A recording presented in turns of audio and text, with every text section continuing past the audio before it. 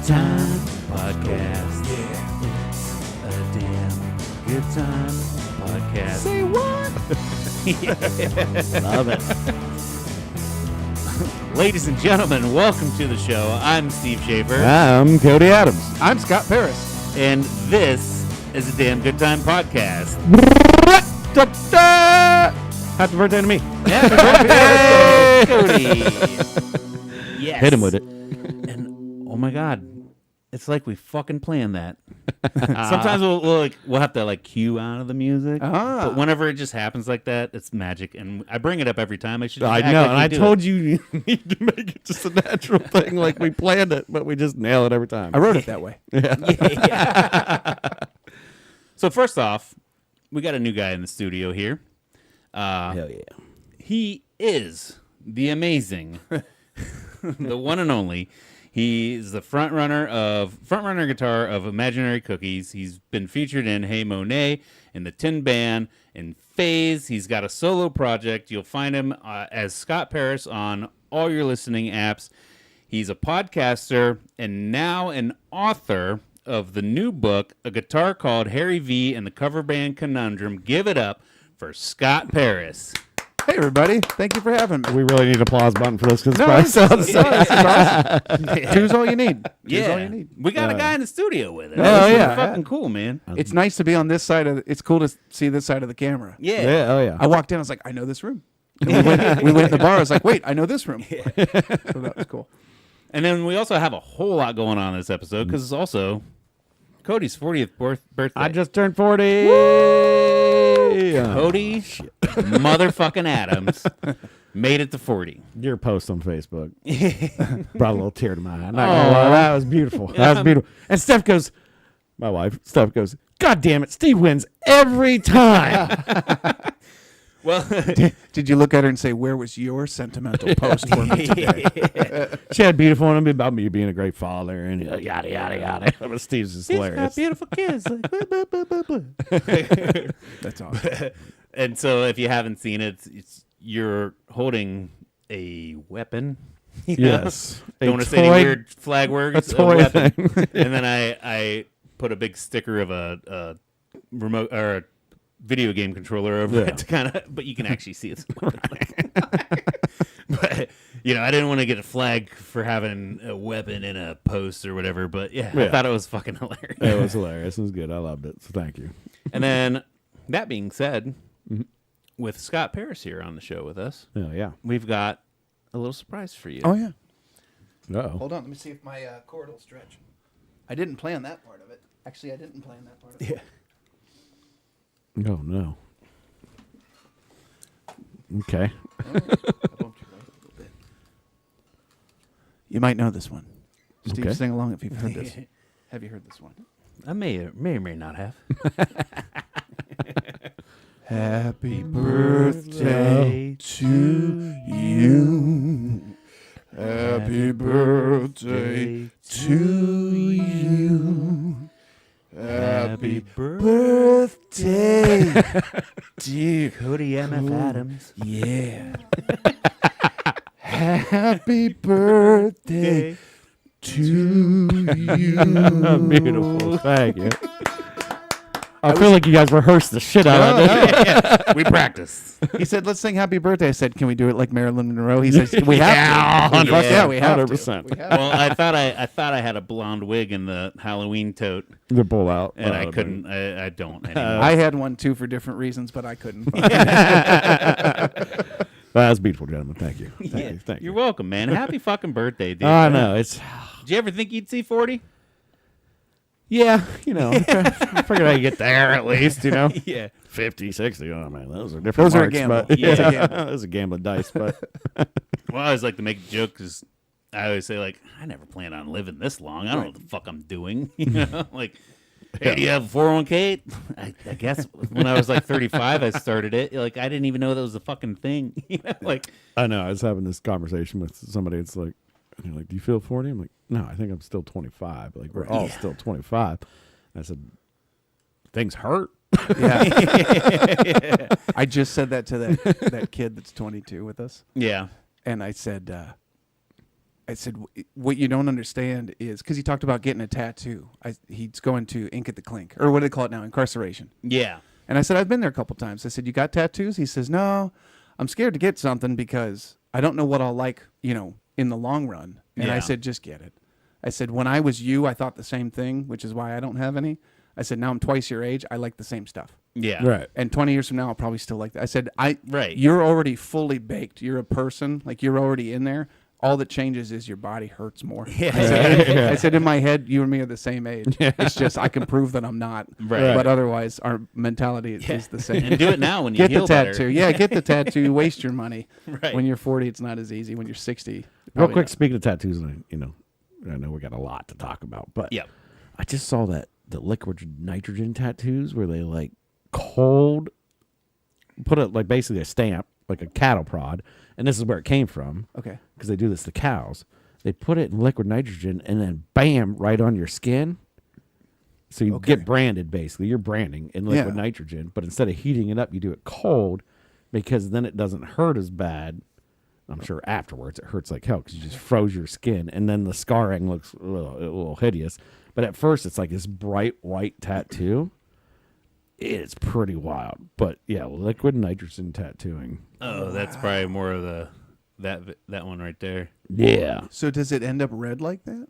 I think it ends up more like a branding, almost like that one. Right. Yeah, your skin's still Oh, gonna like a- scar like a and pale- bubble a pale and, color. and do stuff like that. It's not like a tattoo with ink, but it's like It's kind of a tribal thing. It almost looks like Discovery Channel. Yeah. Like what tribes would do or something. so. So they- yeah, it almost ends up almost exactly like a brand, probably. Then yeah. I think from what I saw, I wasn't sure, but I think they were doing it on cattle farms to make it easy on the cattle. Yes. Yeah. So they didn't get as crazy. So they'd shave the cattle and because once I googled it, it was like that's what they're doing to cattle now to put their brand on the cattle or the number, whatever, da da da.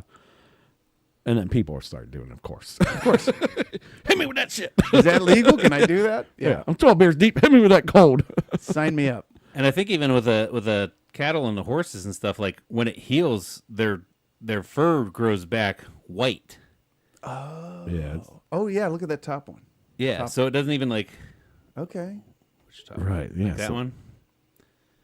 Yeah, it just the fur grows back like white. So if I branded my whole back, I wouldn't look as furry. yeah, your back hair just A comes. bunch out. of gray hair would grow. And that white hair. I've been waiting for that day, and I can now egg it along a little bit. I like it. I like it. It's a good move. Yeah, Get Yeah. the But yeah, stuff that's- laid out. that's pretty rad. I know. I just saw that yesterday. And I'd never seen it before, so I don't know. But So he's Yeah. saying he would do that live on the show. no, Okay. hell no, Some liquid nitrogen, or it's hot brand each other. no. I've got one. I mean, Won't show up on camera, but yeah, you did the forks. I've got 4 prongs right there from a hot fork being stabbed in my shoulder. Me and Jordan Chumney did that. Yeah, I was there when you dipshits. No, I was a lot dumber when I was younger, but you'll have that. It wasn't cold; it was hot.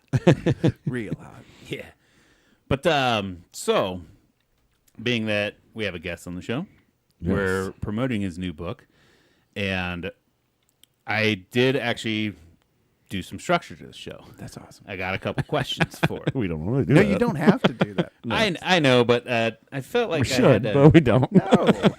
That's what makes these things fun is when they're kind of free form. Well, even Yeah. even when we used to structure, because we Yeah. did a lot of structure at the beginning, it would go off the rails in 5 seconds. There's no structure that can Yeah. hold us down. So it's a guideline. It's a, Yeah, it's more of a they're yeah. suggestions. Yeah, bullet points. You guys were locked in on Yeah, that. oh, Yeah, yeah. it's a bullet point. So, first question I got to ask you. Yeah. Briefs. You show up. Okay, you're a Yeah. brief guy. And yeah. second question. I like the support system. Yeah. So you show up, and I'm wearing an Imaginary Cookies I love T-shirt. Yeah, I love that shirt. I don't want to move the. No. Oh, stand yeah. up. Check that out. Yeah, if you're watching, you can see it. Yeah. So I got to ask you. Yes.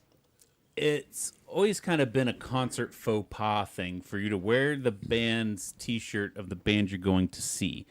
Yes. Being an artist, how do you view that? Do you look out in the crowd and see your T-shirt and like, what a douche? Or No, do you I think love like, it. fucking A, right? I love it. I love it. It's only like, So I'm fully aware of that taboo. Taboo, Yeah, yeah. taboo. Couldn't think of the word. I'm fully aware of it, and I've been against it. So I do wear the band shirt to the gig. Yeah. And I also wear my own band shirts all the time. Yeah. The only ones I won't wear are like the ones that say Scott Paris, because that's right where it's like, okay, that's too weird. So like when I did a record called Functional, I had a shirt that had the record cover on the front, and I don't wear that shirt. Yeah. Because it's maybe too weird, but like Broken Transmitter, Imaginary Cookies, French Donkey, I love it. And for me, like back in the day when there was kind of a scene, I mean, there's probably a scene now, I'm just not in it, but Yeah. like when it was my time to be in a scene and there was lots of bands playing all the same areas, we would go out and watch other bands on nights where we didn't have a gig, and we would wear our own shirts, and we were almost like a pirate crew. I mean, that emblem was like, that's my gang, that's my dudes, and we would wear our own shit. So I'm certainly not against it. And when people show up, I mean, like I was tickled to see it today, and like at a gig, if I see 20 of those in a room, I know they're my people, they're my friends, they're my.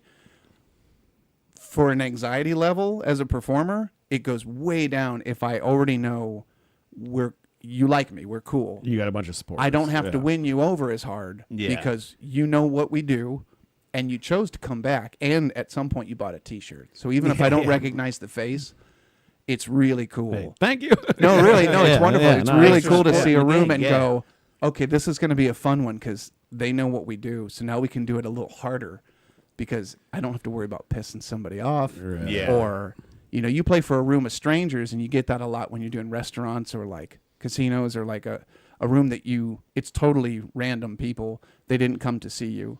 You were just the hired guy. Yeah. Right. First hour is me trying to feel it out. What can I get away with? Okay. Do they like this at all? So there's that like breaking the ice. And if you think you got them, you ramp it up a little. And if you're lucky, by the end, they're cheering or they're talking to you after the show. But to see that right off the rip, I love that. Yeah. Right. That's So, like, just if I me. go to- I don't know if like Like if I Metallica go to- loves it, but yeah, if I I go love to a it. Tool concert and the fans are like, "You're here to see Tool. Why are you wearing their fucking shirt? You know you're not supposed to do it." Like, because I like the fucking band, dude. Like, lay off. Anybody it's more who of like would a douchey fan vibe than it is the performer doesn't fucking care. No, and well, Okay. because you spent money, so you helped them get to their next gig. You Right. bought their house. I gotcha. And if you love a band and you would give someone else shit for also loving that band, you suck. Like that's you know what I mean? Yeah. Yeah, Like, you're just being a buzzkill. yeah. The Yeah. nice thing about going to a gig, any gig, big, small, whatever, the nice thing should be you walk in and go, everyone in this room, I've got something in common. We all love this group for whatever Yeah. reason. That should be a great What are you supposed to wear? Another band's shirt? Then it's like, what the hell? Like, This was funny. You might not be familiar with the bands. Well, you might. You like a lot of metal and stuff. I Yep. don't know if you like metal, Cody. But not really. there is an English death metal, black metal band called Cradle of Filth. Yes. Okay, so Familiar. friends of mine, we've all loved them since high school. We went to see a different band called Dimmu Borgir. Do you know Okay. them? Never heard of them. Okay. but They're kind of a competitive. They do a similar thing. They look like vampires. They play the same kind of music. yeah. Well, the drummer of Cradle of Filth quit the band and joined Dimmu Borgir. Okay. So we went to see this other band, and my buddy has a Cradle of Filth shirt on. Yeah. We saw the drummer outside smoking, and my friend goes up to say hi to him because it was like, oh shit, that's such and such. I forget the guy's name, but he kind of looks like Uncle Fester. He's a big bald-headed guy. Yeah. And we go up, and he's putting out a cigarette, and my buddy Mike is like, dude, I'm such a big fan. The guy looks at his shirt and goes, he did that. He was like, and I don't remember if he talked to us though. I kind of remember him walking away. Yeah, it is and kind of. Mike looks down at his shirt and goes, "This was a bad move." Yeah. So maybe don't wear the competitions. Don't worry. Yeah, Yeah, exactly. Or like an If X you- band. Like well, if if you there's go a weird if fallout. you go see Tool, maybe don't wear a Perfect Circle shirt yeah. because then Right. maybe the other guys in the band see it and go, "Oh, Yeah. you're just here for Maynard. You don't like." I don't know if that's Yeah. a thing, but Well, I'm sure it kind of is somewhere in some circles. I feel like once you're like a Tool, Yeah. near that kind of stardom, like, okay, well, you support everything that he does, and us Yeah. too, like maybe. But yeah, I get that. It's where it's like, yeah. No, usually if the singers run off with a side project, the other band guys are like, "I don't like it." right. And the people bitching, you probably have like 3 tattoos from that band, and it's like, well, you put it on your arm. Yeah. Can I wear it on a shirt? Yeah, yeah. But no, to me it's fine. But I do know there's a There's a thing about it. thing about it. Yeah. Okay. All right. Next question I got here. Very hard hitting question. We're going to talk about your inspirations. I love it. Obviously, that's never been asked of a musician before. I do think it though that it's very famously that you are one of your main inspirations is a local artist by the name of Kenny Black, right? Love him. Black question. I love Kenny Black. Hi, Kenny. No, sorry, that was a gag joke. But I love Kenny. Yeah, I know you do. But I don't know. I was starting to I'm not in on that one. But so then after that, like what were your kind of main inspirations? Like I know what you said you started when you were around 15, I think, from the book. Well, I started playing guitar around 10 or 11. Oh, okay, yeah. But I had a band by closer to like 14. Okay. Started writing songs and stuff. But I mean, that was, 1991, 92. So it was Nirvana. Yeah. I mean, what kid wouldn't Right. at that time? Yeah. Like I loved Jane's Addiction and Alice in Chains and Nine Inch Nails, basically anything that was alternative, Yeah. because it was all happening, and it was Right. the bands weren't cookie cutter. You could tell them apart. They all had a unique. Even all the ones that came from Seattle. I mean, to listen to Alice in Chains next to Soundgarden, next to Nirvana, next to Mudhoney, next to whoever. Right. They were very different Yeah. groups, and I mean, and then they went on to do very different things with their careers. But it was all happening at the same time, and Yeah. there was a really cool radio station called The End, 107.9 The End. It was Okay. out of Cleveland, and I think I remember that. it barely came in. You had to have a pretty decent radio to get in. It was kind of sketchy, but they played all that stuff, and even like deep underground cuts. Like the later into the evening it got, I think the DJs just said fuck it and Yeah. just played whatever they wanted. Yeah. And I loved it. I ate it up. And That's I wanted to. awesome. I thought as a kid, like you think your shit's gonna live forever. I Yeah. thought this is the music that is forever. It's going to be like out with the 70s. No more Led Zeppelin. Yeah. No more 80s. No more Duran Duran. This is the Disco's new dead. shit. Like, Right. This is the new shit. And then we rule the planet now, and this lasts forever until you get to like end of high school for me, like 99, 2000, and I didn't relate to anything. I wasn't. Right. I wasn't really Here Limp comes Bizkit. Nickelback. I wasn't into that. I didn't. Obviously, then you've got Justin Timberlake's and your Spice Girls, and it was Yeah. like, Yeah. oh my God, everything that I like is already antiquated, and it's only been 4 years. Yeah. Right. Tack on another 20 or 30, and I still. And kinda you're not feel even it. that old yet. No, that's what I mean. Yeah, to be 20 years old and go, I don't relate to any of this music. Right. I already feel like a granddad. So then all that being said, like you got your inspirations, you start picking up music and you start learning. Was guitar and singing always kind of your shtick, or did you dabble in anything else, or you picked up the guitar and knew? I always wanted to be a singer. I was really into Faith No More, if you remember Faith No More. Yeah. Their singer Mike Patton I still love him, but I mean, he was big inspiration, and it was basically I saw the video for Epic and was like, I want to do that. Like, Yeah. it was a light bulb moment. Like, I want to do that. No one played. I didn't know anybody that played. Nobody in my neighborhood. I didn't realize for a couple years after that two guys in my school did play because their dad was in a cover band. So I did start a band in school, but not initially. Yeah. So I only learned guitar so that I could have music to sing over. Yeah. So it was like piano or guitar, and guitar seemed easier.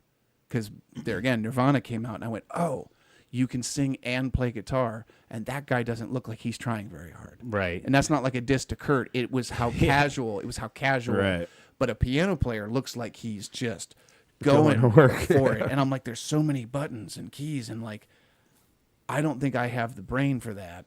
And this is a 10-year-old, 11-year-old.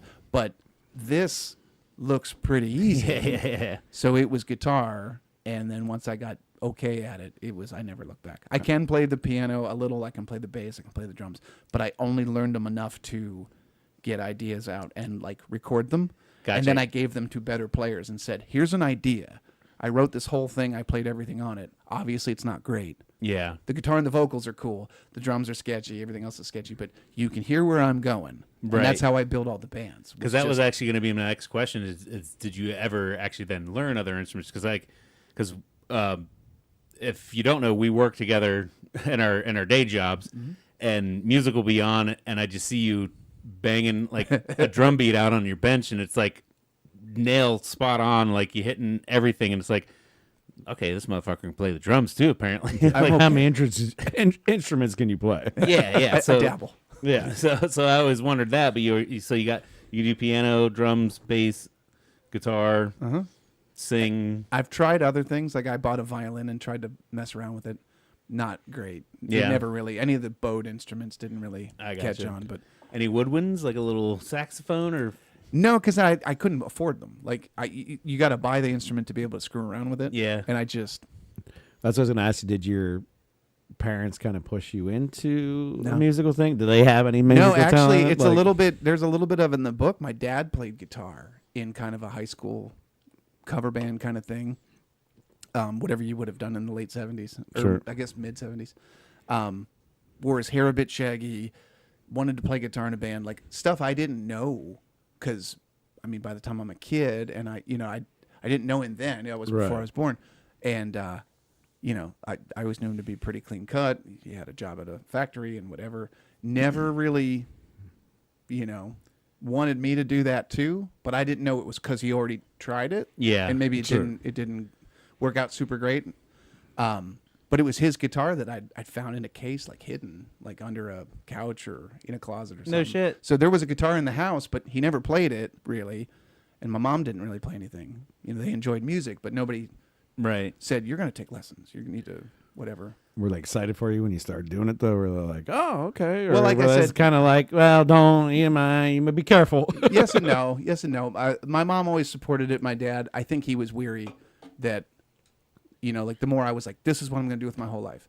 And I think his mind went to, you'll be broke the rest of your life. So he really tried to not, at first. And then when I started doing well and it was working and I was making money and I understood the business part of it Right. Yeah. and took it seriously from that side, he completely was like, oh, okay. You were really going to like take it seriously and stuff and not just like smoke pot all day and like, you know what I Yeah. mean? Or whatever. Like, I'm riffing with the band, man. yeah, well, because I think, maybe not now. It seems like the kids are a different culture now, but certainly in the 90s, that could be one reason you'd want to play an instrument. Right. Because it looked like it was always a party Yeah. and there was always girls and you were always at the party and you were always the cool guy. Sex, drugs, and rock and roll, man. Right. I You mean, know? yeah, Like, anything from the 80s and stuff like, Yeah. Yeah, it looked oh, yeah. like, oh my God, I want to be on that bus doing that thing. Yeah. And that stuff does happen, or it happened to those guys. But if that's the reason you started doing it, it's the wrong reason. yeah. Played the guitar on MTV. Well, it's, Yeah. and it's one Money of for those things nothing. like There were days. we're all sitting here as dads too. Yeah. And it's one of those things too, like where your kid has a dream and it's like, yeah, that's an awesome dream. You should do that and pursue that. But Yeah. what about being Electrician. A lawyer. Yeah. A doctor. yeah, doctor, lawyer, that'd be cool. But, Doctor, lawyer, cop. yeah, but I know you're not smart enough for that. But what about a carpenter? So, like, I see your grades, maybe not lawyer. You ever check out plumbing? I've already done the same HVAC, thing. baby, HVAC. That's the life for you. Come on, you can do it. And no slight to any of those professions. No, They're no. very good. Trades are fucking awesome. They're far in demand right now. So. Well, But- that's why you're bringing it up, because it's solid. Yeah. I mean, everything you're saying is like, it's solid. Like, It's one of those things too. Like, we still have day jobs, but we pursue our I love doing this. I Right. love sitting here having a chat, not making any money off of it. You do the job that gets you money, and then and then you have to fucking like fall back on Yeah. your Right. passions and shit. Yeah. Well, I had to split it down the middle. When we started having kids, like once my first daughter was born, it was shit or get off the pot. As Yeah. far as playing out in bars and all, I mean, like, Right. there's a baby at home. Right. So for me, that's exactly when I started playing covers full time. Yeah. There was an opportunity to do what I love, which was playing music. But the caveat was it had to be copy tunes and it had to be Right. more. It was less what I was going for, and it was more of a compromise, Right. maybe an extreme compromise.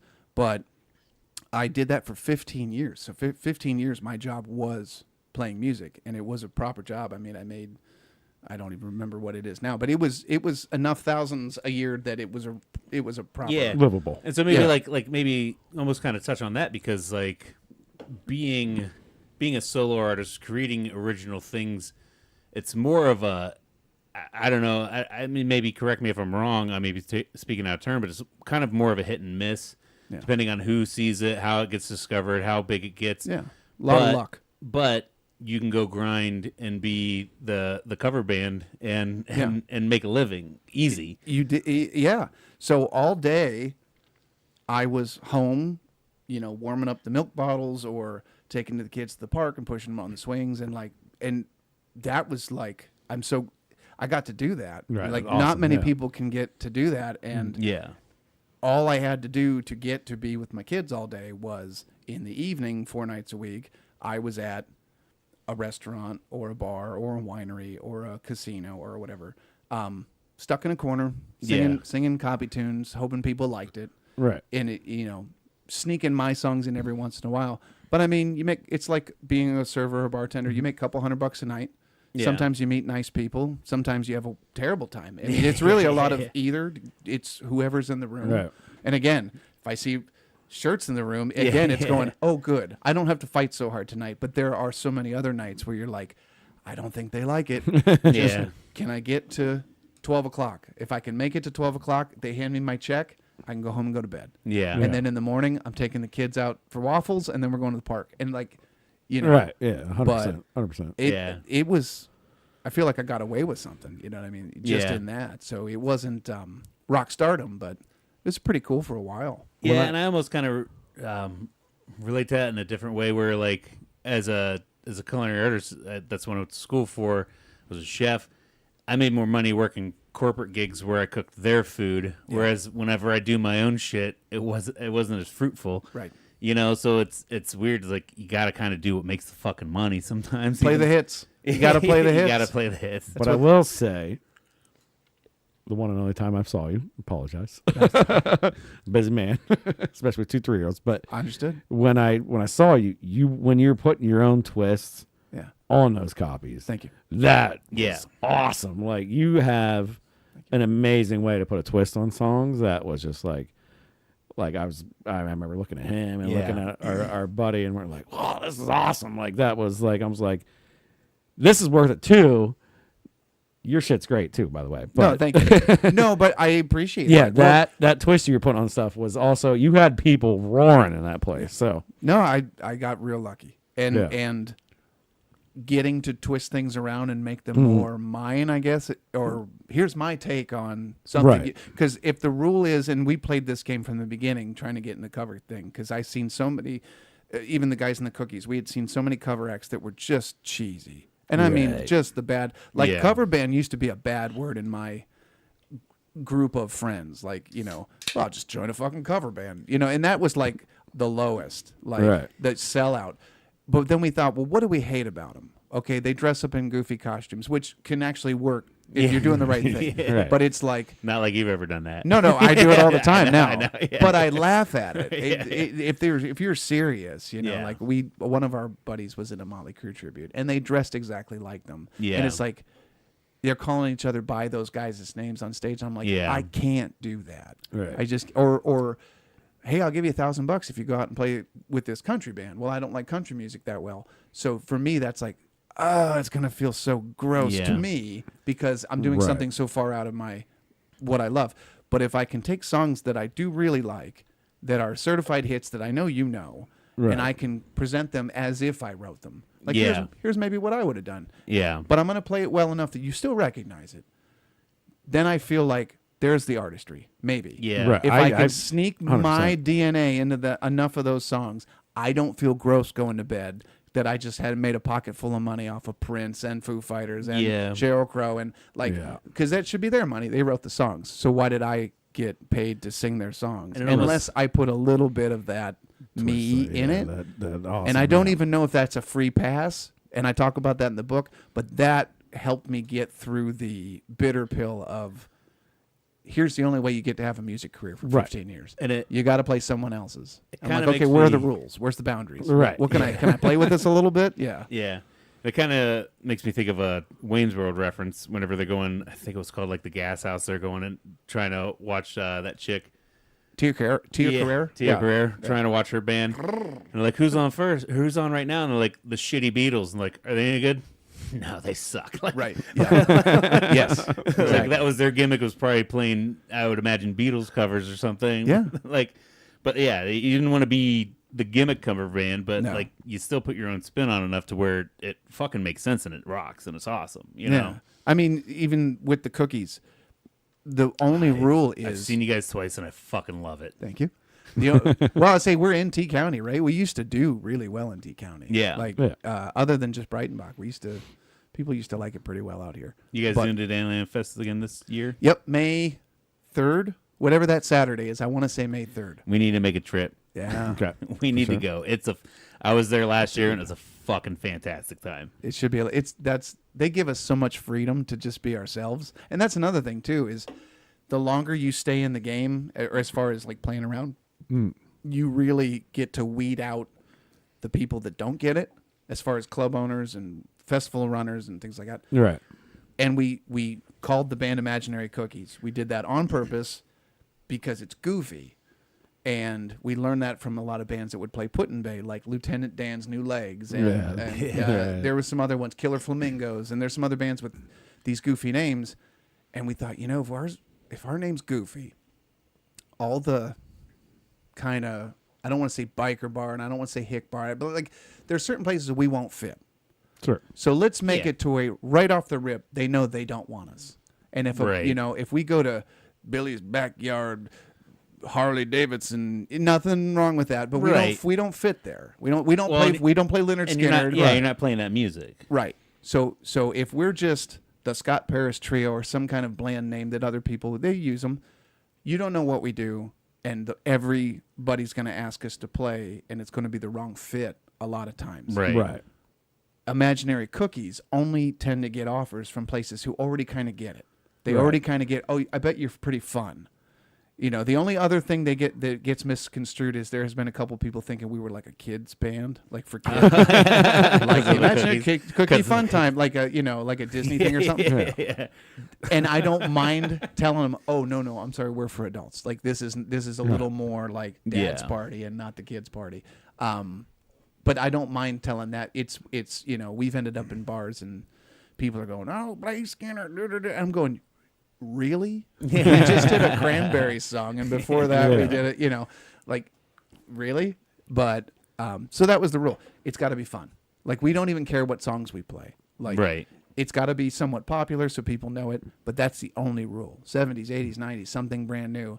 We could do a Blue Oyster Cult song and then a Sabrina Carpenter song. It doesn't matter as long as it's super fun and we get to make it a little weird. And I even Right. love you threw out Gorillas and you got the toy. Melodica? Yeah, the toy little thing and you're Yeah. fucking like live right there. It's like that's fucking cool as shit. Like it's Yeah, just fun. It's, The only rule is it has to be fun. yeah. Because the second, with a cover band, again, it's because it's not your song.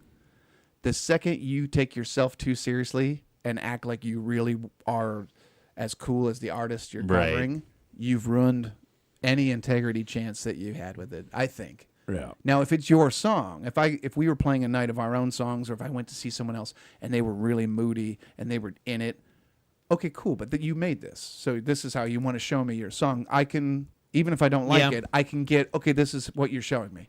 But if I go see someone that's got that just brooding and they're going, I'm a creep, and it's like, only Tom York gets to do that. You can't pretend to be Tom York moody. Yeah. Like you have to just sing it like It's you would sing it. karaoke Yeah, now. this isn't. Yeah, this Yeah. is. Yeah, this is the guy who came to karaoke with prepared notes and a harmonic in his pocket because he already knew. And it's like you're trying too hard. Yeah. Have I got fun. I got one more for you, and then you. That's sorry. cool. Sorry, I kind Yeah, of no, jumped no, in no here, but, worries, no worries. What was the worst one ever? Worst performance you ever did that you're like this Funny, cringe, that's on whether my it's list. That's sorry. no, that's fine. like We got the the same questions. like nobody showed up, or like happens. just a bad audience, or Nobody just like, showing up doesn't hurt my feelings because I have a service industry background, and Yeah. as long as I can vibe with the bartenders and the service crew, and like, because if there's nobody there for me, there's nobody there buying drinks and tipping them Right, too. exactly. Least I could do is sing for them. Right. And so I'm already Love copacetic that. with an I empty love room. that. I'm I cool love with that. I love that. I love that attitude. Yep. So I don't mind an empty room, and in fact, that relieves the pressure a little bit. It's harder on the bar owner; he's losing money. Right. But for me and like I said, the other It's guys, practice now. we're just gonna get through it. And I'm going, what do you guys want to hear? To the bartenders, and Yeah. that's actually fine with me. Actually, okay, since we're in T County, Yep. I was playing solo acoustic one night at the Broadway Brew House. Yeah. And I was about halfway through the show. No one was paying it. There were people there. They didn't care. They weren't into it. They were sitting at the bar. They were watching the TV. Like nobody was in my general space. It's been years since I've been to the brew house, but there's the bar side. And then there was kind of the big, more open room side. Yeah. I would be over there and there used to be a drum riser. So I was like sitting on a riser above a non-existent crowd. I think Yeah. actually for most of our audience is probably from T County. They could probably picture it. They know exactly. You know what I'm saying? Yeah. Okay. So I'm up on that riser singing, just doing my thing, and it's a Thursday night or Friday night, whatever. And this kid comes over to me, and at the time, I'd have been in my late 20s for sure. And this kid's probably freshly 21, 22. And he kind of goes, "Hey, man, you're like real good and stuff, but we kind of just want to hear the jukebox. Is that cool?" And I was already having such a bad time. I went, "Oh no, that's a great idea. Like, no, that's you're fine, man." And I shut down and turned everything off, and I went up and told the head bartender, who I think was one of the owners or the owner's daughter, and I said, "These guys don't like it. I'm just gonna take off." So that happens, Yeah. or like, "Hey, I played half my show. You want to give me like half the check?" Yeah. I've done stuff like that. That's got to be a kick. There's in the been dick. there's been times, like I said, if the band shows up and the crowd just isn't, something happened where we got booked in a place we shouldn't have, and they're yelling out Metallica, Leonard Skinner, the things that are great songs, but they're not what we do, Right. and we're going, "Sorry, I don't know it." Yeah. Yes, you do, which I love. yeah, you Anybody know who's it. in a band knows that somebody asks for a request and you're like, "I'm sorry, I don't know that." They go, "Yeah, you do." Like I got the lyrics on my phone. Oh yeah, I know how to play it. Let me come up and play your guitar. So those I don't. That's Right. kind of a nightmare thing. Right. But like, or if you're on stage and something goes wrong, like something goes wrong with the guitar, strings break, battery goes dead, Right. drummer breaks a snare drum or something. Technical problems. Those are kind of It's nightmare. terrible. Because yeah. we're not of a level where we have roadies or backups right. for anything. Yeah. Right. I have one guitar. I bring the one guitar. If it fucks up on stage, I have to fix it. Like right now, we have to take Yeah. a break. Give me a And then- minute. yeah, Gotta I've fix changed things. strings on stage in front of the crowd, and I try Yeah. to tell a joke while I'm doing it. I've replaced batteries. Yeah. You know, we've had to swap out parts and stuff. Yeah. But I'll start that. I got fired once on a St. Patrick's Day. I was playing a room full of people it wasn't even an Irish bar. It was in Maslin. Fuck it, I'll say it. It was called Bender's. They'll never hire me again anyway. Well, they probably don't watch this either. So it doesn't matter. If you do, I remember. Yeah, fuck you, assholes. I was playing, and again, full room of people. They just didn't care for it, which is fine. I mean, it's an understanding. It's like, okay, you don't like me. I'm not having fun. We should probably kill this. I don't mind saying that too. I Yeah. don't mind turning everything off and going. You know, the hardest part is if they're not going to pay you, because I was living on the money. So go home empty-handed after you took all your shit there. Right. Yeah. That's a bad thing. Yeah. But yeah, the bar crew wasn't on my side either, and that's maybe where it hurts. Right. And they kept going, "Hey, can you pep it up? It's like people want to party," and I'm going, "It's just a guitar. Like there's no beat, there's no drums, there's no bass line. Like I'm strumming like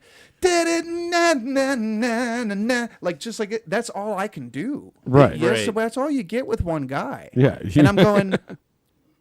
You want me to play it faster? I'll do everything like acoustic punk rock, and I'll scream it. Yeah. You're not going to have a better time. Like I'm already, Right. you know, Yeah. I'm playing Right. popular songs, and I'm trying to do ones that have a snap to them, but there's no. I'm like, you cheap shits didn't hire a band. Right. If you'd have given Yeah. me 3 times the asking price, I could have put a trio, Yeah. or something. Like I said what my price was. You said that's all we'll do. I'm all you got. And Yep. I ended up kind of, not, I don't get furious at nothing, but I kind of went, this isn't working. I'm going home. They're like, blah, blah, blah. We'll never hire you again. I'm like, I wouldn't have accepted your call anyway. This is terrible. Or, oh my God. Do you remember the 356 Fighter Group? Did you ever go out there? It was up by the airport. Yes. So over by the industrial park.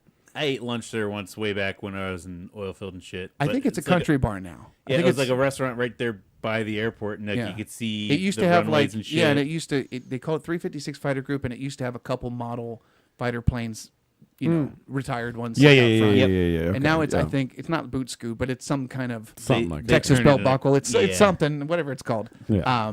When it was 356, I love the Texas belt buckle reference. snuck it in there. Google it. Don't. And then go to my website, www.bluewaffle.com. Anyway, Jesus no, Christ. don't. There we go. Our episode got pulled. Damn it. No, sorry. Don't Google do all that. don't Everything we do just said. any of those things. If you're 18 and older. There you go. There's the Yes. we played the 356 Fighter Group. They were having plumbing problems, and I mean sewage plumbing. No, like backing it was up. coming up through the floors, like in the Yeah. kitchen and in the bathroom. And yeah. they didn't send the band home. We got a 5-piece band getting ready to play, and they knew this was going on. They were trying to call a company to come like pump it or fix it or whatever, and we're like, we still playing? They're like, yeah. We're gonna open the doors. So they open the doors, but they have to tell everyone, you can still come in the club, but we have no working bathroom. So people aren't coming in. People hear that, and they're all leaving. We can see people dressed well at the door that are just turning around and leaving, going, oh, let's go down the street to something else. Band plays for 4 hours to almost no one because the place Yeah. smells like shit and that you can't even pee anywhere. Yeah. All right. At the end of the night, the owner comes out and goes, well, we didn't do very well tonight, so we're going to have to renegotiate the asking price for the band. Fuck off. I know. So that was a big one. You said, that was a shitty night. Somebody had to say Seems it. like a shitty situation. Sorry. Yeah. And so, yeah.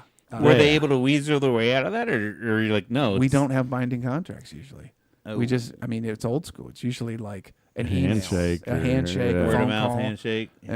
That Well, fucking because sucks. normally things go really well. So, like, if you owned a bar and I played for you and I liked what you paid me and you liked what I sang, we'll do this all the time. I'll play Right. for you 6 times in a year, and we'll do that for 20 years or whatever.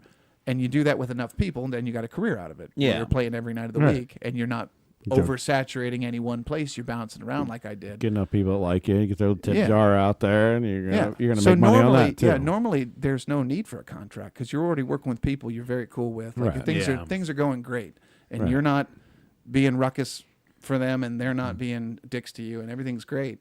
But yeah, popping in that new spot's got to give you a lot of anxiety too. Like, oh fuck. Like, Oh, yeah. What am No. I gonna get here? Yeah. What am I gonna get here? I hate new places because you don't know what's going to happen. Yeah. I bet you got some surprises too, where it's like, oh, it's not gonna be that great, but they're paying well, and then all of a sudden you go in there and it's like, whoa, okay, That's definitely happened. Rocking the socks off, No, baby. that's definitely happened. Or you show up and there's already someone else set up to play, and they double booked you. Oh yeah. And again, like yeah, Brewhouse used to do that to us a lot. Oh fuck. yeah, Sorry, they don't hire me anymore, but it used to happen a lot. sure. We need to And, get you back down to T County though.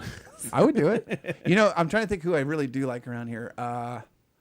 I think you mentioned before Bud and Bud and Toots. Tooties. Yep. I know a few Is places. it with Matt the- Smith? I think is the guy who owns it, or at least he did. Not familiar with, but I know the Yeah. of the joint. No, they're good people.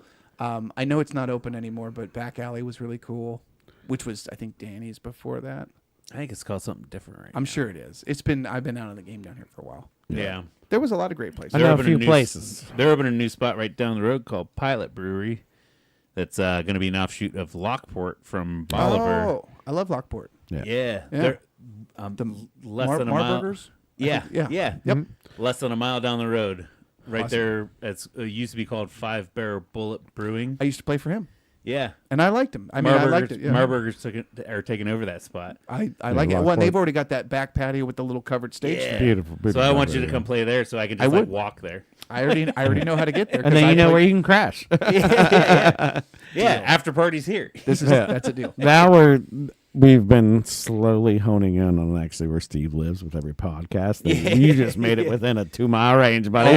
Oh, if anybody hates me enough, they can dox the fuck out of me. I'm It's on actually so Facebook easy and to all that Google shit, anybody yeah. and find their address. Like Yeah. it is stupid. It is. They've already stupid. hacked your phone. Yeah. If you know what state they live in, you can type in a name and you know their age or something. Like Yeah. through face, it's not hard to find where somebody lives. It's really Right. not, and it's scary. Anyways, But let's get back to some hard-hitting questions. Yeah, hit me. I love it. Hopefully, this Um, isn't boring for everybody. This is not the usual show. I feel like I've derailed the normal conversation. No, this is actually fun. It's good. it's intriguing. It's something I think everybody probably has wondered about, you know? 'Cause it's That's like- actually kind Well, of and why I actually- wrote the book. right. And there's honestly 'Cause you probably don't some know. people tuning in. They're like, "This is." They're not just rambling on about bullshit. Yeah. Sorry, I knew about the But, book, but I haven't bought a copy yet. But No. Well, one Yeah. of them's for you. Happy birthday. oh, well, thank yeah, you. that's why there's two there. Yeah, and I feel like I should buy another one. I do want to talk about the book here in a little bit, but right now, the next question I got for you. You know, we're talking sex, drugs, and rock and roll, right? Yep. We know you rock and roll. Yeah. We're not going to talk about drugs. Let's talk about maybe more of the sex angle. Do you find me attractive? No. Well, I'm actually kind of happy curious birthday. because you got in music, obviously before you met your wife Yeah. or any other girlfriends or anything like that. Yeah. But I'm curious, like, did you and your wife meet? Like, Because of the band, yes. yeah, Yeah. for sure. Yeah. Hell yeah. I was always kind of curious about that. No. Like, If you were to hear it from her, she'd tell it slightly different. But they all do. yeah. Apparently, one of her friends had brought her to see our band play. I don't remember that. She says I was a real dick to her. Yeah. And of course, that's what made her attractive. Yeah, and then yeah, she yeah. kept getting whatever. It worked, man. Yeah. I don't remember it that way. What I remember is, so if there was a first instance, it's lost on me, unfortunately. What happened ultimately was the guitar player for the band kept trying to throw house parties. He lived with his cousin. They owned their own house. Yeah. And we were all, my God, Mike's a year older than me, 20. I mean, we weren't even really drinking age yet, but he had a house with his cousin and wanted to throw like rager parties. And Yeah. he lived, the house was kind of secluded enough out in Perry that like you really could get away with it. Kind of like next to the woods or whatever. and Kind of, shit. sort of. It's in a residential area. It's kind of over by where I live now. It just doesn't have nearby neighbors. The next lot, there's like a lot space. Yeah. It's enough to where you could get away with parties and stuff. We did Right. a lot of drinking in the woods back in the day. So. Yeah. It's the stuff that I miss that because Yeah. I grew up Yeah. next to a woods and a cornfield and things that, oh my God, Yeah. thank God cell phones and pictures and the cameras didn't exist at the No, time. 100%. Yeah. All those Polaroids are gone. Right. But he kept trying to throw ragers, and he kept trying to get me to come to his parties. And I kept saying, Mike, you never have girls at the parties. Like Yeah. you're trying to have parties, Yeah. but it's A always lot of bars. it's always a sausage fest, right? Like Yeah. Right. because we worked together too. We had gone to high school together, and then after high school, we worked at the Camelot Music Warehouse, which is a distribution center. And so I saw him every day, and he usually gave me a ride to work. So it's not like I wasn't hanging out with him. He was one of my best friends. But Yeah. it was like, he kept going, "Oh, come over next Saturday. I'm going to throw a rager." I'm like, "You don't throw ragers. There's no girls." It's gonna be a And so sausage fest. And so I told him, I said, I'll come to your house if you promise there's going to be some kind of girls there. Yeah. Just whatever. Just, so I'm not just talking to guys all night because that's gets you, Yeah. It wasn't for me. So there was a girl that really liked him. He wasn't super into her, but he basically was like, "You can come to my party if you bring a bunch of girls and your girlfriends," which Yeah. was a shitty move. Yeah. But she did it, Bring and 6 of Anne your was one friends. of the friends. Yeah. But Anne was kind of only friendly with her because she wanted to meet me again, Yeah. supposedly.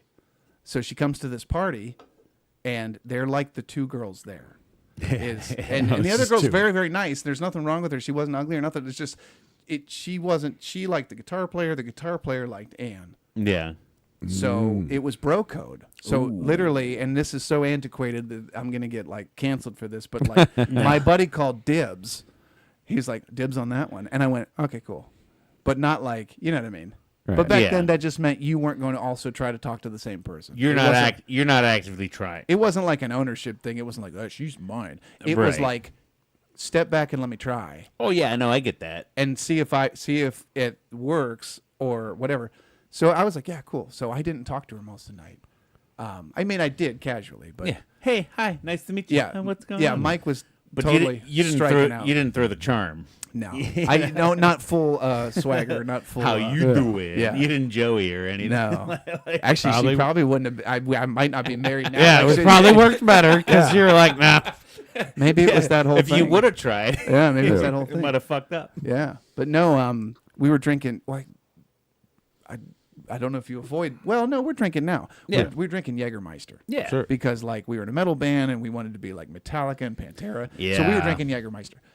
Well, that catches up with you. Yes. And so we all were drinking the amount you're supposed to in the intervals that make sense. Yeah. Right. Well, she was kind of wanted to be like on our level, so she's Yeah. throwing down doubles Yeah. for every single we're doing, and I'm going, "You're either the toughest chick I've ever met, or you don't know what this is." Yeah. She's I'm gonna gonna have to kill hold me your for hair this, later. actually. No, we can edit out if you don't want. But no, anyway, It's. I don't think she watches this podcast either. she'll be very. She might watch interested this in what I'm one. saying, yeah. She might watch this one. She might have a vested interest But in no, this one. she Yeah, my wife did the same, so it's fine. she did better than any of us, and that's when I was like, "You're pretty cool." I was like, "Mike, I'm revoking your dibs, dude. I'm talking to this girl." And Yeah. I mean, we were 19. I mean, that was it. that Damn. long, huh? That's awesome. Yeah. Well, we've been married. We got married in 2003. So Okay. that's 22 years. Going Yeah. on 23. That's Here been I a minute. graduated high school, so Yeah. So really, there was no.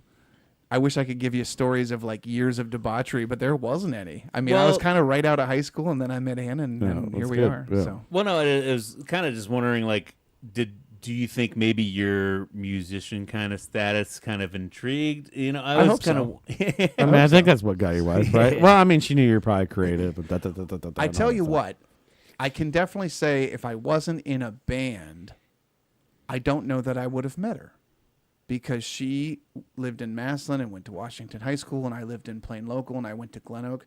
I can't think of another instance where we would have been in the same room. Well, if Okay. we went, Any of the times, if she came to see my band the first time, which I don't remember, at Sadie Renee's in North Canton, or certainly at the Guitar Players Party, Yeah. and I don't think we would have crossed paths. if we weren't in restaurants, we'd have never met our wives. So I mean, that's just true. literally so, it. That's so literally in it. one Very way, true. in one way, it's undeniable that I met her because Yeah. I was in a band. Right. And I'm not. I mean, this is. I don't. I love this because there's just three of us chatting Right. and a Yeah. camera. If 1 million people watch, I don't know. So this doesn't feel nerve wracking at all. Right. Right. But if there were 1 million people in a room, I wouldn't go out and just start talking to people. Right. Right. Now, 100%. like a show is different. Yeah. I've got the safety of being on a stage with my buddies. Like if we were the band, it's us against the world. Yeah. And we've got each other.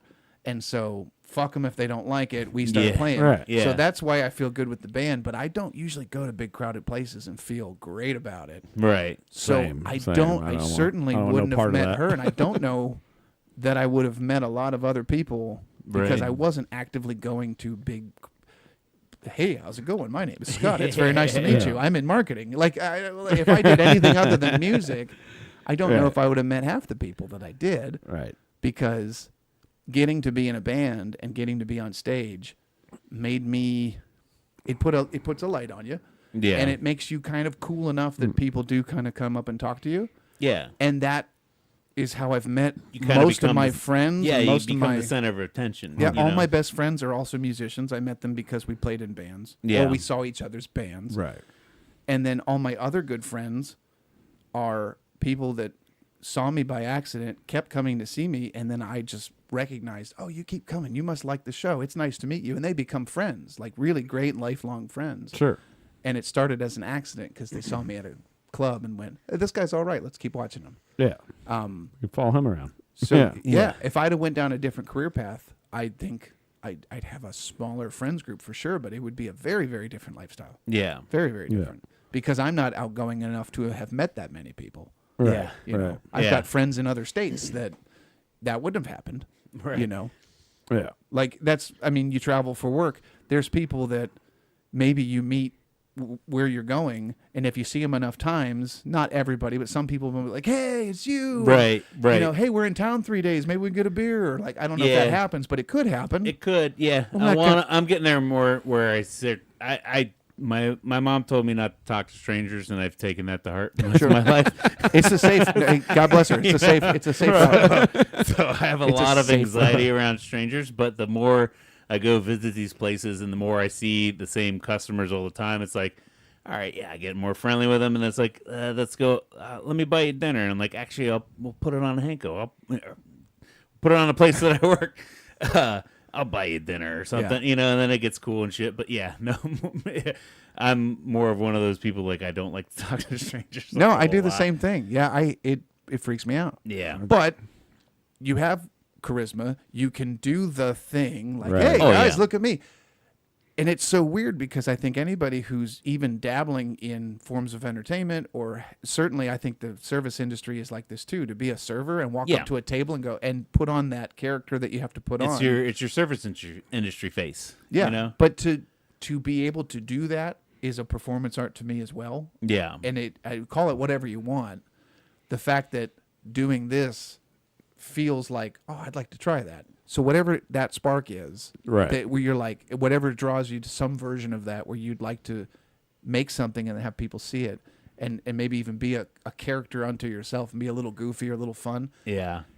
I notice more times than not, these types, that type of person also isn't that every day.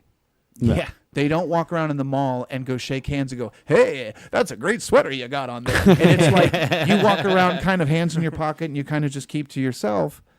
And it's so funny that at a moment's notice, if the time was right, hey, like you could Yeah. turn it on, Right. Yeah. but you reserve it for what feels good about it and in the right context. Yeah. Otherwise, I'm I'm a a great- total introvert. Yeah, I'm a great person for that because I'm in sales, right? Yeah. So I gotta go Yeah. walk in a door I've never walked in before, Right. And, And go talk to somebody never before and Right. try to sell them some product. Yeah. Yeah.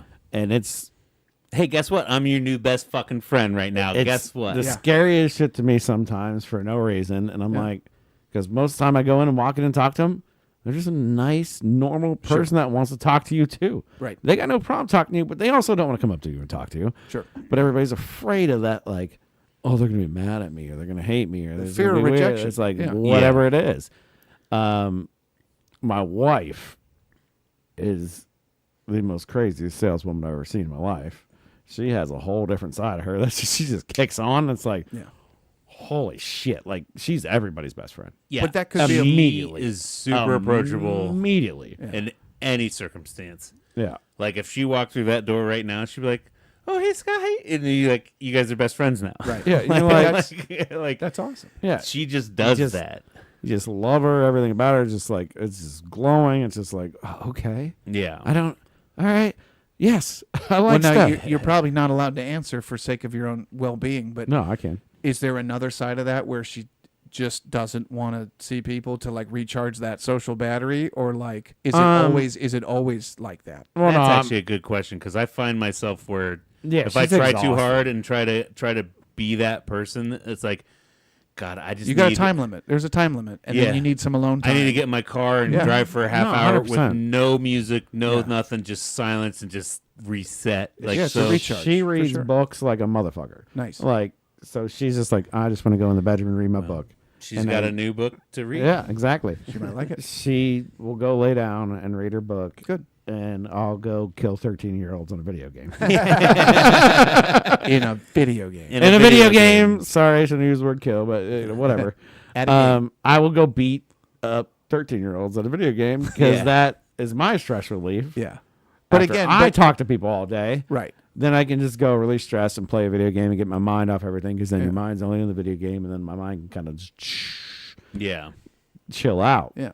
But when Um, you're gearing up to do the thing you do professionally, where you have to kind of turn it on, Right. do you kind of have to like psych yourself and kind of like A little bit, yeah. I gotta get into a mode where then I'm to like, me that's performance as well. Yeah, I it's gotta- not it's another version of the exact same Yeah. feeling I feel. I mean, we're people, we've made all this up. We made up Yeah. the language, we made up the jobs, but chemically I feel like we're all talking about the same thing. Right. That you're impulse, accessing that same part of the brain. you've where it's created a version of yourself that is a character, same name, same likeness. Yeah. You haven't gone so far. It's not Ziggy Stardust, but some things Right. there. Maybe that's the difference. But you're walking in and you have to, Mm-hmm. the things you should say, Yeah. the things you can retort if it's not going well, and to Right. to you, that's your greatest hits list. That's like when I go to a room and it's not going well, I've got songs. I'm like, everyone loves this one, everyone loves that one, God, it's and I will knock it out. And they're the same things. It Like is, when you're it selling is. and you're losing, you go through that Rolodex of where's my hits, where's my hits. Where's I that? gotta Yeah. win the crowd back. It's very much the same chemicals. Yeah. To me. I never fucking thought about it like Yeah. that. If your table isn't happy, and you're serving or, Or you're even like bartending, my line of work now, like, well, your cylinders are probably going out, but if anything, like, and I kind yeah, of turn you it win on, them back. but, like, We gotta win them back. and then I try to sell them new cylinders. Like, if you don't need them, we can sell them to you. But if you don't need them, you don't need them. Yeah. We'll replace them next year. But if you need them, you're better off having them now, so you can replace them if you need. Like, just bullshit like but that. you find Like, yourself I talking in a way that you normally turn don't into a talk. completely different Yeah. fucking person. You do. And I never really It's all kind of performance. recognized that. It's performance. that part and of and it's myself. not like that's a bad word. It's just it's a human thing. I think there's something to and it. we all literally have our own voice to it. Like Yeah. yours is obviously Yeah. singing, but like ours is different like it versions. changes. Yeah. Your voice will change. If you could record it and listen to your voice when you're making a set, trying to make a sale or talk to somebody like that, Yeah. or if it's just you normally talking, It's like acting. oh, it's a little higher, it's a little more octave, it's a little more like it's a Break little it. more persuasive, it's a little Yeah. more everything else. And you So. can break it down to the most basic thing that anyone can relate to is meeting the parents. You know what I mean? Yeah, 100%. Like, and that could go male got a or good circle female. back there. That could go male Yeah. or female. Like, you're meeting the parents, like you're putting on a fucking act. Yeah. So you want to talk about worst case scenarios in a show aspect? Yeah. I had just started dating Anne, Yeah. and Oh, no. her parents are the sweetest people ever. I didn't know them yet; they didn't know me yet, but they're old fashioned and conservative in all the great ways. And I mean, none of that's a diss at all. I love them, but I'm the new boyfriend. I look like a rocker. I've already met enough mothers that hate me and fathers that hate are me a from, rocker. but from And previous, how long was your hair at that point in time? I didn't look much different than this, except I had piercings and I had a dyed red. I know tip. at one point you had like super long hair. Yeah, it might have been a bit longer, and I even did dreadlocks for a minute. Red what? I had a red streak. I painted this Oh, the with like goatee? bleach. I bleach it, and then yeah. I would paint it red, like Yeah, Dimebag no, I Darrell don't from- trust you then. I don't trust you at all. Right. So, the first time I had met them briefly, and Ann said, "Yeah, my parents are kind of old-fashioned, kind of conservative, And I go, I know how to do this, because already Right. acting, performing. I'm like, Right. so nice to meet you. Oh, hi, Mr. and Mrs. Oh, it's so good. And yeah, I look a little weird, but I can talk the talk. Great. Right. We got in, we got out. Okay, we were going out to do whatever we do. I'm playing a show with my heavy metal band Mainline, and we're very heavy, and we're at a place called Sadie Renee's, and Anne's there. She used to help us do Sadie's, the merch booth, so she would sit there and sell our T-shirts for us while we were on stage and stuff. Yeah. And she went to go to get in her truck and realized she had locked her keys in her truck. And the only people that had the spare were her folks. So she had to call her mom and dad to come bring her spare key. So here's this sweet little old couple, and Anne's the youngest of her family, so her parents are older. Okay. Like even Yeah. her siblings are 20 years older than her. She really was. Oh, she's real, I mean, real, she like, was- yeah. real baby. Yeah. So even back then, her parents were still old. Yeah. You know what I'm saying. But they came out to bring her spare key, and her mom's like, "Oh, is that your boyfriend in there on stage singing? I like music. I'd like to see him sing." Yeah. At the time, And that I'm Sadie in- Renee's of all places. I've got dreadlocks. I'm in full corpse paint. got dreads? I'm in drag, and I'm wearing a dress with fishnet stockings. Here comes this sweet little conservative couple, walks in the door with her spare key, and I shit my pants. I shit my skirt. Because I'm performing, so I'm Right. Yeah. rah, whatever the words are, and I'm screaming, and it's so Yeah. heavy. And I glance up and see this sweet little couple, and Anne's going, "I'm sorry, I'm sorry," and I'm going, I have to commit. I'm at a show. Yeah. Right. There was a You crowd. can't stop. I have to keep going. So I'm still doing the thing, and I'm like, well, she was a good one. I was nice knowing her. Like, they're never gonna let me keep seeing this girl. we laughed about that. Her dad's not with us anymore, but even her mom still laughs about. Yeah. because obviously now it's 20-some years later. 100%, There's yeah. grandkids. Yeah. Even at the time, they didn't really razz me about it. They just kind of went, "Well, he's different." Yeah. And it's weird, like, because they saw you then at your youngest, but they've seen you grow up as a man, and they're Yeah. like, this is a good fucking man, Yeah. so it's fine. But Yeah. that was pretty funny. Oh no, we laugh about it now. Like I say, I'm you- sure the conversations for a couple of weeks after were intense. I almost wish I could have heard if there was Yeah. any like, "Are you sure he's the guy?" Behind their closed doors. But then you Yeah. also got to remember they had a past too, and some, Yeah. you know, they always probably Yeah. everybody has a They're little bit probably of a wild dropping chick acid on the at side, Woodstock or like, something, you know? and you They're never older know. than that. Oh, shit. You never know They're older. what they went through and the times they went through, and then everybody says, "Well, it's just the times now." You know, it's No, like, but they were very. Is she happy? Then Yeah. we're happy. That you know? that was kind of the Yeah. thing. They kind of went, "Well, if he does right by you, he's okay with me," which I appreciated because we did. Everything was fine, and no, they're just awesome people. But I lucked out because that any other, you know. Yeah. and probably See- a couple of minutes of conversation with you, they Yeah. were like, And by the time Ann and I had kids, we went, "What the hell are our kids going to rebel against?" Because Oh, yeah. we're pretty open to stuff. Like Right. if our if one of my daughters was dating a guy in a band, I'd be like, "Oh, tell me about your guitar, bro." Yeah. Like I wouldn't be like, "You got to watch them artists. They're nothing but trouble." I would be like, "Yeah, so like, where's his demo? Is it any good or is it crap?" Like I don't he's think probably running away. Like, I don't. Who you do got it. mixing this? This fucking sucks. I know a guy that has a studio that makes Yeah. it way better. What's his name? He's got flippy hair. He wants to be a pro skater. That's rad. You ever play Tony Hawk? Come on in, dude. It's All right. awesome. So then, being a musician, meeting your wife, did you ever use her as a muse or have her write a rock song or a ballad, love ballad, or any kind of song for her? Not directly, but I'm sure it's in everything. I mean, Like the feelings still hit somewhere? well, how do I explain it? You guys have been together for so long. It's My just a s- part of you. Yeah, that's the thing is my tunes aren't necessarily autobiographical. So Yeah. it's not, I mean, there's stories in there, but they're not like, "I met you on a Friday night." Like I right. never wrote first person in a song like that. Right. So nothing is definitely like, "This song's about Ann." I never wrote those kind of songs. in a purse with dreads. In hindsight, now that'd be a bitchin' song. That'd be a bitchin' song. I say purse or dress. Or, I don't know, whatever. It's fine. In a purse with dreads. Yeah. In a purse with dreads, yeah. I love Yeah, it. I I love said it. purse. Well, I about to say dress, but that's fine. The purse was Yeah. in the truck with her keys. Yeah. I See, couldn't I get just back put it all together. Yeah. It works. It works. But no, I mean, but everything I know about relationships, or even if I wrote a love story in a song, it would be filtered through what I know. Yeah. So in a way, she's in all the tunes, and then, but to say directly one was like, "Oh, that's the song I wrote for you." I got you. Maybe not to pinpoint like with names and dates and places like how Ben Folds would do it, or a pop singer or something. Yeah. Sure. Like a Taylor Swift writing about specifically the guy Yeah. she was with or something. Exactly, I never really yeah. went that path. But again, it was a lot of hard rock, a lot of metal. There weren't a lot of like maybe ballads all the time for that kind of stuff. Right. Gotcha. But I mean, yeah, my God, like I said, I'm 43. We got together at 19, so more than half my life. So Right. and from 19 till now, pretty much all I know. That's going to negate this next question. Oh.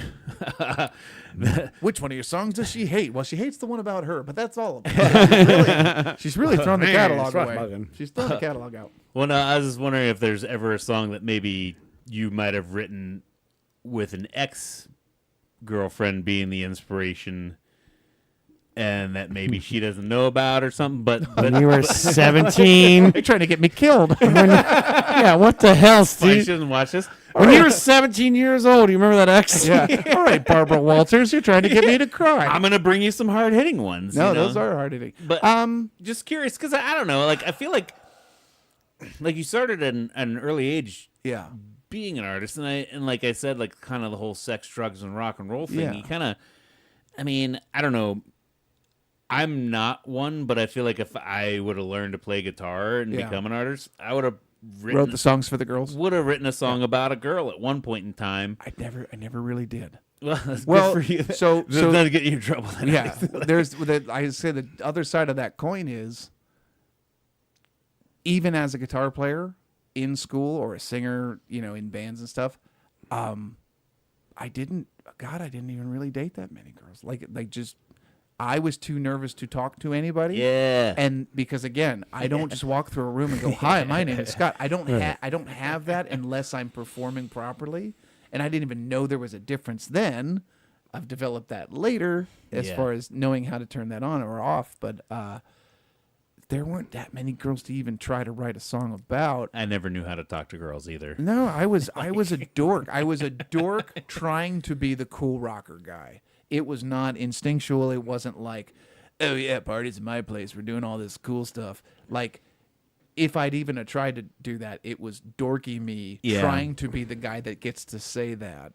You didn't pick up the art to use it to pick up girls. No, by the time Blink-182 came out, I went, "Oh, that's something you could do." You know what I mean? Yeah. Because they're like running around naked in the video, and all the girls are going, "Oh my god!" I went, "Oh." I remember. I was writing songs about like God knows what. I Yeah. pirates and like God, I don't even know what the songs are about, but I just always remember there were a couple guys in high school that like could play guitar and like wrote the mushy songs. They did it to pick up the chicks, and I just didn't know if that was like There's hand guys in that hand do. or like. No, I know lots of people that was maybe an early inspiration. The band I played with in grade school, it was a two stepbrothers. One played the drums, one played the keyboard. Their dad was in a kind of a Beatles oldies tribute group. They didn't do the dress up stuff, but they did play older music. Yeah. And their guitar player, I only remember him by his nickname, which was Satch. He was that guy. Yeah. He introduced himself to a 10-year-old kid as, "Hey, my name's Satch." Sedge. And he showed me a couple little riffs on the guitar because we were kind of just starting to learn how to play together as a band. And he was like, "This thing gets you all the girls." Like, and he was that guy. Okay. And I even kind of remember, as clear as I remember that, and only being probably 10 or 11, I also remember kind of being repulsed a little bit. Like, yeah, I just want to do it because, like, I love Nirvana, and I love music, and I love, it was 90s. I was angsty, and I want to sing about what I don't like about my parents and my school and my, right. It and wasn't I guess like, maybe because that "Girl, I love your smile." Like, I never really did that. you picked it up before the urge, so to Maybe. speak. You know what I mean? The hormones are always there, but maybe I didn't know it would pay off.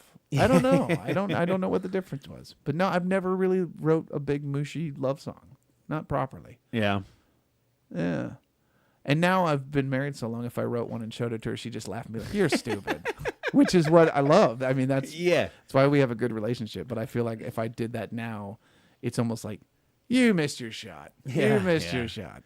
Yeah. To write that song, Me and my wife have been married since 2008, so it's like anytime I try to do something just kind of corny and dumb, she's like, "Shut the fuck up." That's kind of where we're It's at. like, but she, It's and appreciated. Yes. If I showed up with flowers or something or did something, I know it's appreciated, but it's also like, "You're stupid." What do you mean so corny? Yeah. Like, But calls me out on my bullshit. yeah, Why are you wasting money? Yeah. like, "Hey, we didn't have kids home tonight. I was seeing what would happen." I don't know. All right, and then so before we get too long in the tooth on this one, we still got to talk about this book. Yeah. Yes.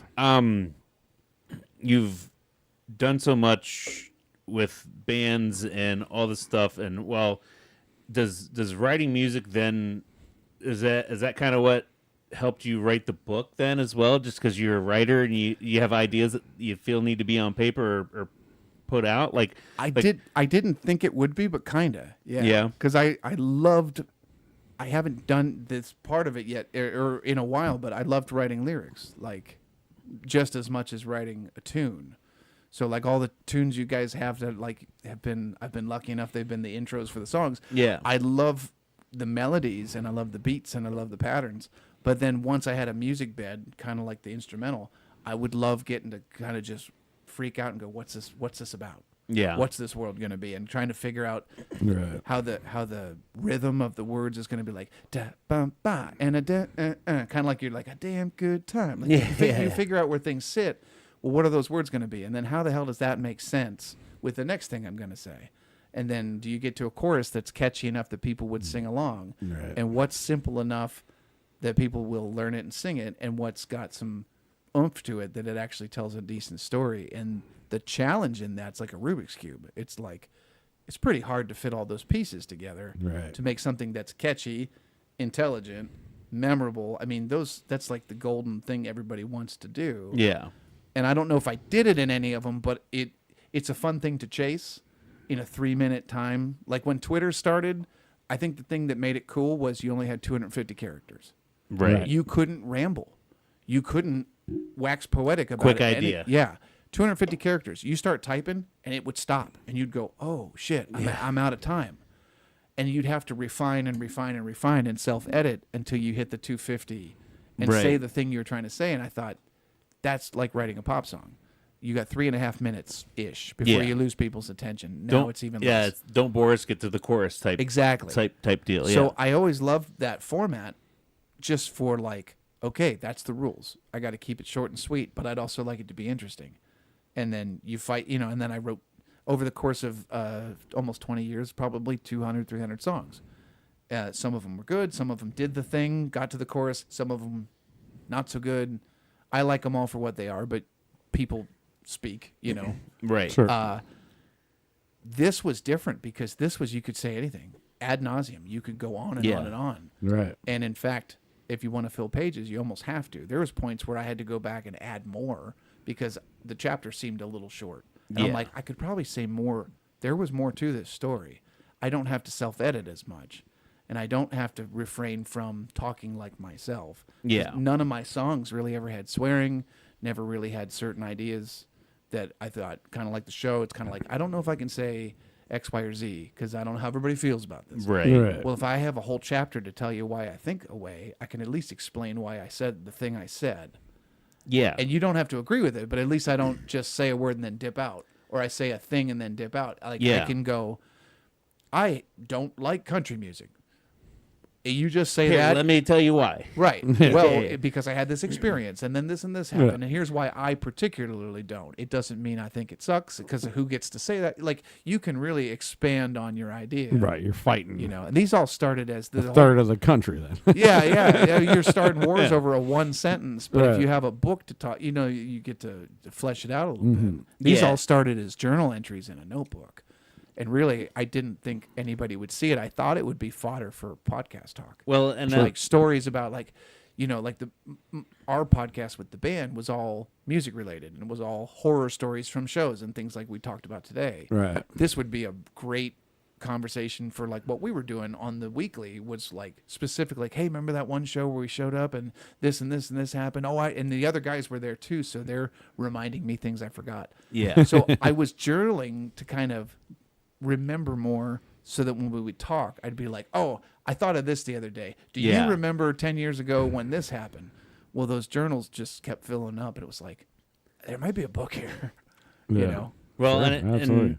if you don't mind, I did highlight I haven't made it all the way through the book. I got it on Kindle, but there was a couple things that just like hit.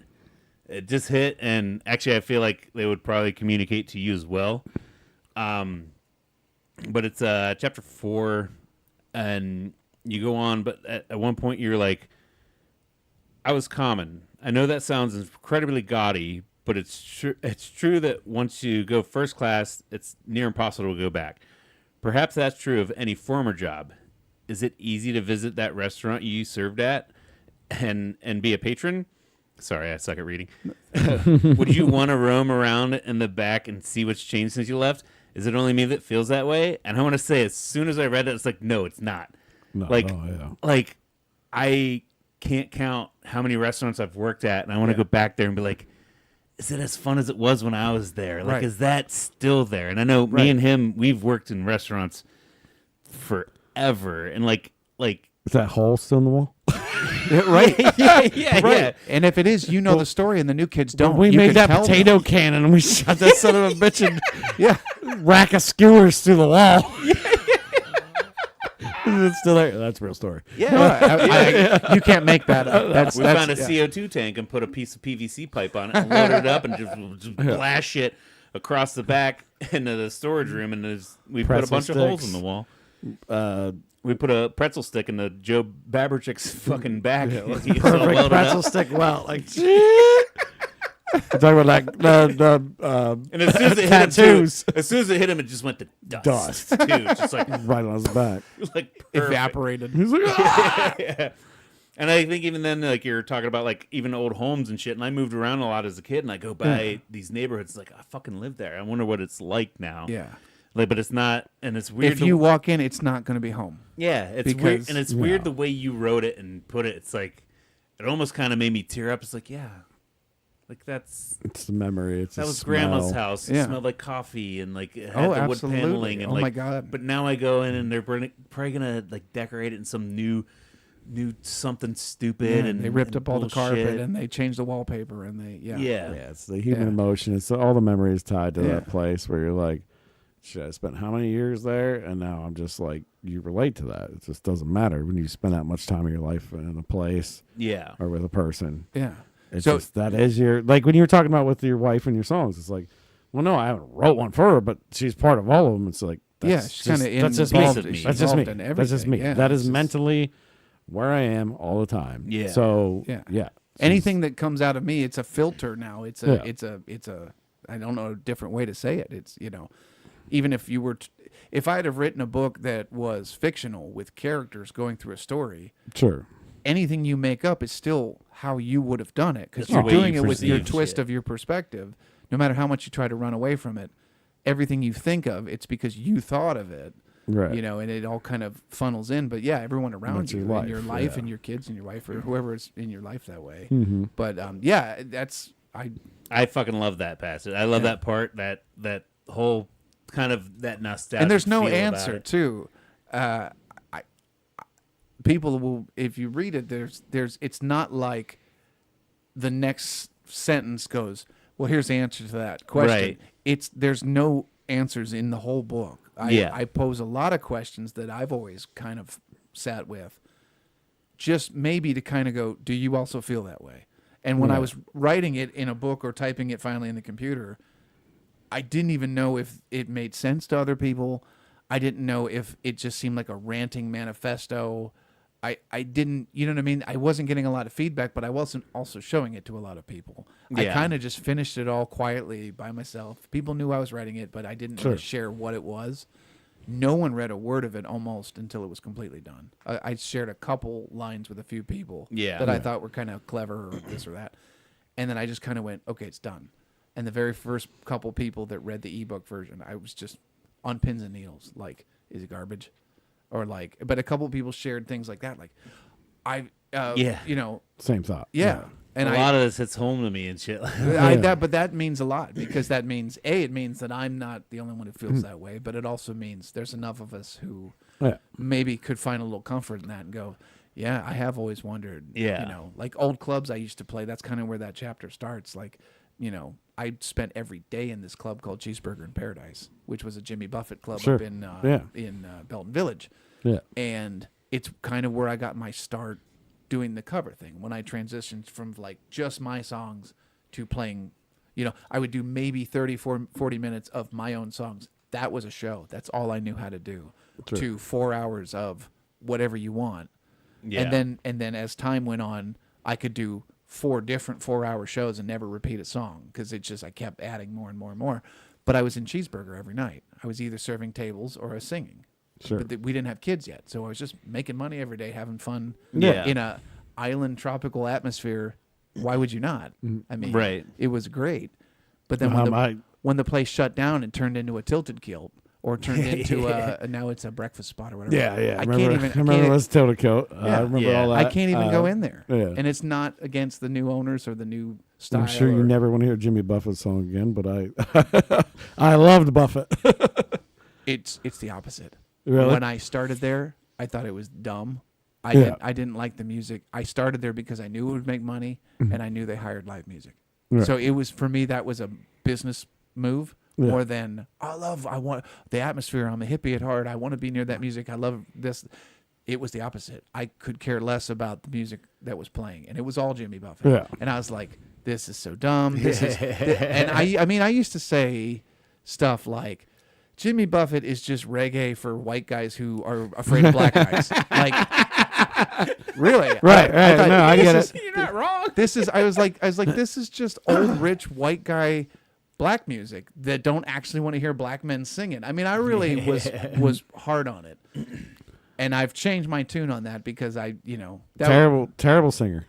Fantastic lyrics, especially if you go to some of the I like older his stuff. voice. His voice grew on me. Yeah, but oh, all the it- music no. grew. Now when I hear it, it's nostalgic. When I Yeah. hear any of his tunes, I genuinely And not as- enjoy them, and I'm like, man, I used to love that fucking restaurant. Yeah. And his pop hits, obviously, the Margaritaville and like all the big ones Oh, that yeah. are Yeah. that are good songs. But he's got some other songs that cut you deep, Oh my Yeah. god. cut you deep, and Yeah. you don't even know it. And then most people don't even know those songs.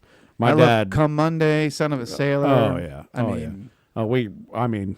What's Tomorrow we're singing "Son of a Sailor" Your... or "Pirate Looks at 40." Pirate looks at 40. Yeah, Pirate Looks at 40. yeah. That is I was a gonna say, deep that's song. your fucking was- and that shit. hit me. I'm telling you, Yeah. I was 24, 25 when I worked at the restaurant, and I'm 43 now. When I Yeah. turned 40, that song hit me different. Yeah. At 25, I could have gave a shit. Yeah, you At don't- 40, I went, oh my god, I get it. And I love proper reggae music, and I love black people, and Right. I also understand that what Jimmy was doing now. So I Yeah. was very harsh in my younger take on what that was. Oh, what he was and the movement he was and the Yeah. start. I mean, there was other guys too. Don't get me wrong, but Jimmy was like He nailed it. the He got some- party drinking. Yeah.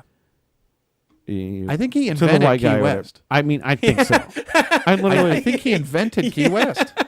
he made Yeah. he made a Yeah, you're not movement. wrong I think he there. did. Like, I think- that's I his think- whole vibe. I think Duval Street was no different than your street until Jimmy Buffett walked in. Yeah. I mean, I was listening to him as a little kid because my dad Sure. loved him. My dad and stepmom loved him, Yeah. and they were going to concerts all the time. So I kind of grew up with it. I'm like, I don't know anything about this, but I was listening all the time. I'm like, we can sing the lyrics, we can do everything. It's Yeah. like, and all it is about most of the time is about being drunk. Let's be yeah. real. But the other half of it is also being There's some just good- a good person. There's some good sentimental stuff. Yeah, Yeah. There's some other good stuff too. There's underlying messages. Sorry, this in is it. flopping No. it over. No, but no, you just no, mentioned that's- that, and I no, just that's I was wanting to perfect. run with it. But No, there's deeper. You're right. The waters run deeper in the other songs. Yeah. Yeah. But he was a smart enough business guy. He wrote a couple hits, He just- and then he publicized those hits and made money on yeah, it. And it's Yeah. the My God, drinking started- bangers, started a Yeah, franchise. fucking I mean, drinking bangers Yeah. is exactly what they like you said earlier. I know we talked about this a little bit. Like, I would have cut my hair and like joined a boy band if I could have got that money. Oh, if they'd have put a contract in front of me, I'd have. Yeah. Yeah. And it's like he kind of made that. I got to make these songs to get Yeah. the money, and now you know, and the people that followed up on him. And that also All the being same. said, they're like you said, like yeah, they are party tunes, but like he still has heart in him. Yeah. Oh yeah, You know what I mean? Like there's still, yeah, he capitalized off of it, and he knew the hits would sell, but like he still put a piece of him in it as well. Like he didn't just Yeah. No, there's integrity in there. Yeah. And that's probably what made it okay for him to sell hamburgers and margarita Yeah. machines and the business side of his namesake. yeah. He probably slept well at night going, I wrote a couple great ones too. Yeah. Like I'm sure there was a he had a balance decent there. uncle too, but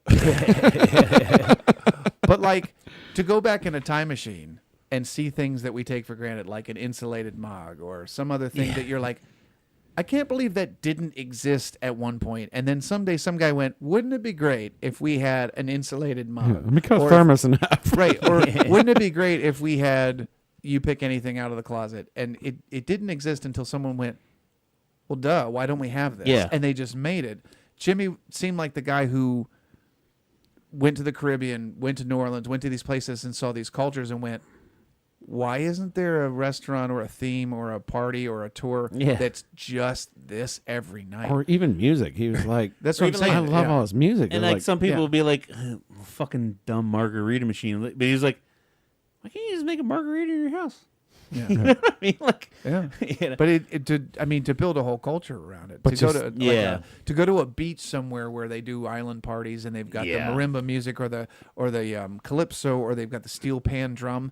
I mean, you go to Jamaica, it's on the beach. If you go to certain places, Right. that's just what they do. It's part of the vibe. Yeah. And he goes, well, if I took like kind of half-ass Americana and country and all these other things that I know how to do, blend in some of these really fun things that I keep seeing Bring the steel at the drums places in. I love to go hang out. Yeah. I could basically hang out at my favorite places every night. Yeah.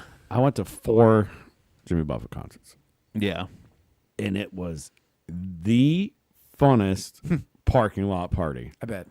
So these were like mainly in like Pittsburgh, close by, right? And it's just a big gravel parking lot, and you got everybody out there just jamming, like Yeah. girls in hose skirts. I mean, the titties are popping out still. Yeah. Nothing wrong with that. People are grilling out, and everybody's just getting bombed in the parking lot. Like, Yeah. you showed up as early as you could to get a good parking spot And suck in more of that experience. just Yeah. for that parking lot. Yeah. The concert, whatever. Sure. Good time. You went in, Probably still great. Yeah. sang some songs. Yeah. Everybody was super nice. I bet. Super nice. It was a chill time. Right? Yeah. It's just like if you probably went and saw like whatever. But that parking lot was. And most people won't even go in the concert. I think half the people in the parking lot They didn't even have tickets. didn't even go in the concert. They, didn't have They the did ticket. not give a shit. They Yeah. just stood out there because that was for that. Something They were I there for the tailgate. Yeah. something I learned, and this didn't actually make the book. I'm just kind of thinking of it now, because of playing in Cheeseburger in Paradise so often and Right. constantly being around the pink flamingos and the palm trees and the neon lights and the the decor of that. Right. And I had only ever played in hard rock bands, heavy metal bands, things like that, kind of up till then. Sure. And lyrically, so again, I wasn't writing the mushy love songs to get the girl. I was Yeah. writing about my pain and I was Yeah. writing like Korn would write, like you don't know my sorrow. you don't know my anger, and you don't like I don't like that would be kind of the venting in the metal lyrics. Yeah. Sure. It didn't dawn on me until playing a Buffett Club that if you make art and write lyrics about pain, anguish, suffering, this and that, you're venting, but you're also locking yourself into singing those same lyrics every time you perform.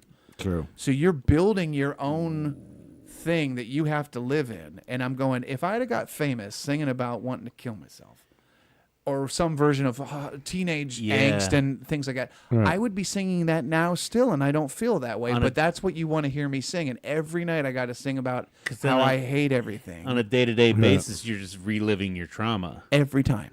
Every time John Davis has to sing any of Oh my those God. songs. I never really thought about it But like that. you go to Jimmy Buffett Club, and I'm going, he wanted to party permanently. He wrote the song that he gets to sing where he's partying permanently. Holy shit. If I write happier songs and things about stuff Yeah. I love, I don't mind singing them every night. You know? I never really thought about it from Because that like artist perspective like now, that. if like, I put out a song that's about drinking with my friends, like I had this song called Delaware, which is the kind of like a Duval in Key West. Delaware's the main street in Put-in Bay.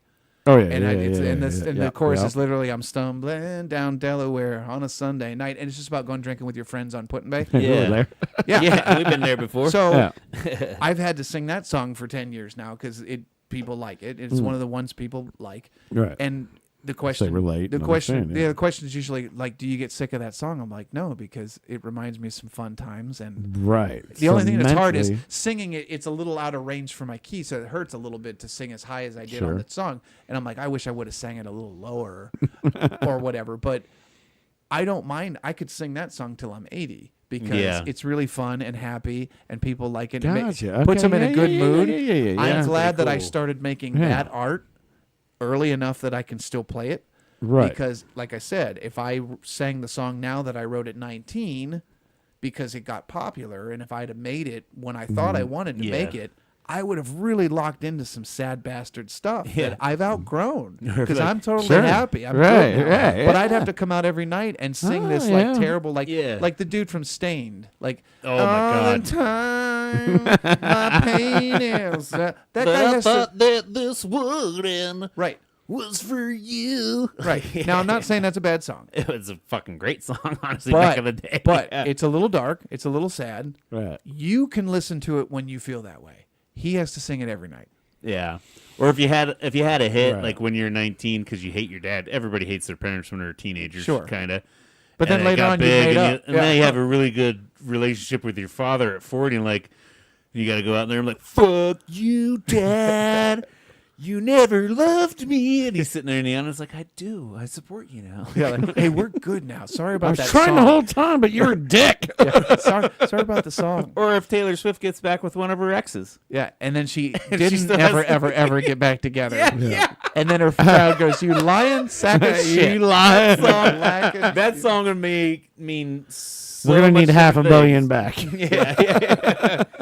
We are We're never, we probably are. It's probably getting gonna happen. back together, Yeah. but we are now, and we're happy. That'd be a remix. No, Be a hell of a remix. Okay, so I got one more quote from your book that I loved more than anything. I think it needs to be on an inspirational poster. That's our next thing. That's the first thing going up here then. Yeah. Okay. And I fucking love this. And I it didn't know almost it like it's got that kind of vibe of like what is it? Notre Dame when they walk out of the locker room, Yeah, it's like they be a touch the- champion. yeah, They be a champ, tap tap the the- sign. It's and I'm gonna add just the sentence as it starts, but I'm gonna add B, and then it says less needle in a haystack, more onion ring in the French fries. Oh, And I like fucking that. love that. I love Thank you. that. That's I a t-shirt. fucking love that. 100% t-shirt. right Be there. the fucking onion ring in we the gotta French fries. bleep all dude. this out. Remove this because Like, that's a t-shirt. I that's got gonna make a got no. goosebumps now, and I got goosebumps when I fucking read it, dude. I'm like, yeah, man, be the fucking onion ring in the French fries, dude. Thank you. That line in Love it. particular, as soon as I typed it, I jumped up. I was like, "That's a fucking good." I did. Banger. I did. There's every once in a while, like I said, I'm new to this as far as writing a story that long or like not knowing, is this dragging? Is this again? It's conversational, but it was one sided because there was no other guy there to bounce it off of. Right. So it's like when you're doing a show like this, we know as long as it feels good, and then when it starts to taper, we're like, okay, that's cool. Yeah. That's when I'd end a chapter. I'd be like, this feels like I'm done talking about this now. And sometimes I'd end it with a little thing where I'm like, and that's how I buttoned it up again when I wrote that line, because it's like the last line of that chapter. Yes, yeah. I was like, mic drop. That's Got it. it, yeah. That's it. Yep. Yeah, that's the chef's kiss. Fucking That's love that. So no, thank you for that. Yeah, I'm actually even thinking like a cool tattoo of like a little pack of like French fries, but like the little onion ring just kind of like hanging out in there a little bit, dude. Like Hell I yeah. fucking love that. That that- one be that struck a person. chord with me somehow, somewhere, and I fucking loved it. The context was, if I wanted to play music as a living and especially with my own art, Yeah. why not go to New York? Why not go to Los Angeles? Why not go to Chicago? Sure. And then the context is, I don't know if I made the right decision, but I chose to stay near friends and family and where I grew up. Yeah. There's not as much competition here. I could really make a name because there's not as many people making a name doing what I do. And I could always fly to those places if I got big. You know, I could be from Canton and go perform it, and go whatever. Yeah. Marilyn Manson's from Canton. Maynard James Keenan is from Ohio. Trent Reznor's from Ohio. They did eventually go to Los Angeles or wherever. Right. But, I mean, you could. So that was the thing is, if I went to if I went to Nashville, which isn't just country, you can be any kind of singer-songwriter and try.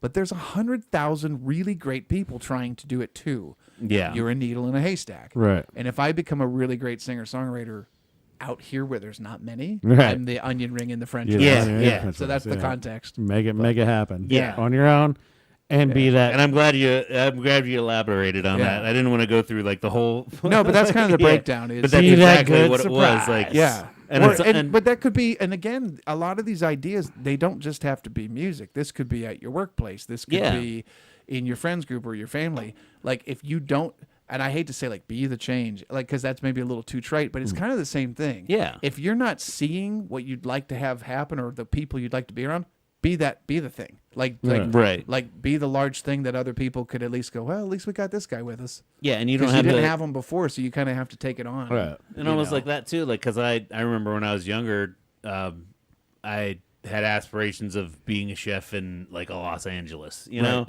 And it's like, well, why can't I just run a fucking restaurant here? Yeah. You know what I mean? Or like, why can't I just like, why can't I be like the king of Tea County? I'm still not. No, but Maybe. you really could. But I mean, you still, really. like- There's a place out by me in Maslin that just made. I don't know if they got a Michelin star or maybe they didn't, but they made like one of the big magazines as Yeah. far as top place to go check out in the country. Yeah. And they're right down the street from me, and they're built in an old house. Like they renovated a house, turned it into a Right. fancy fine dining.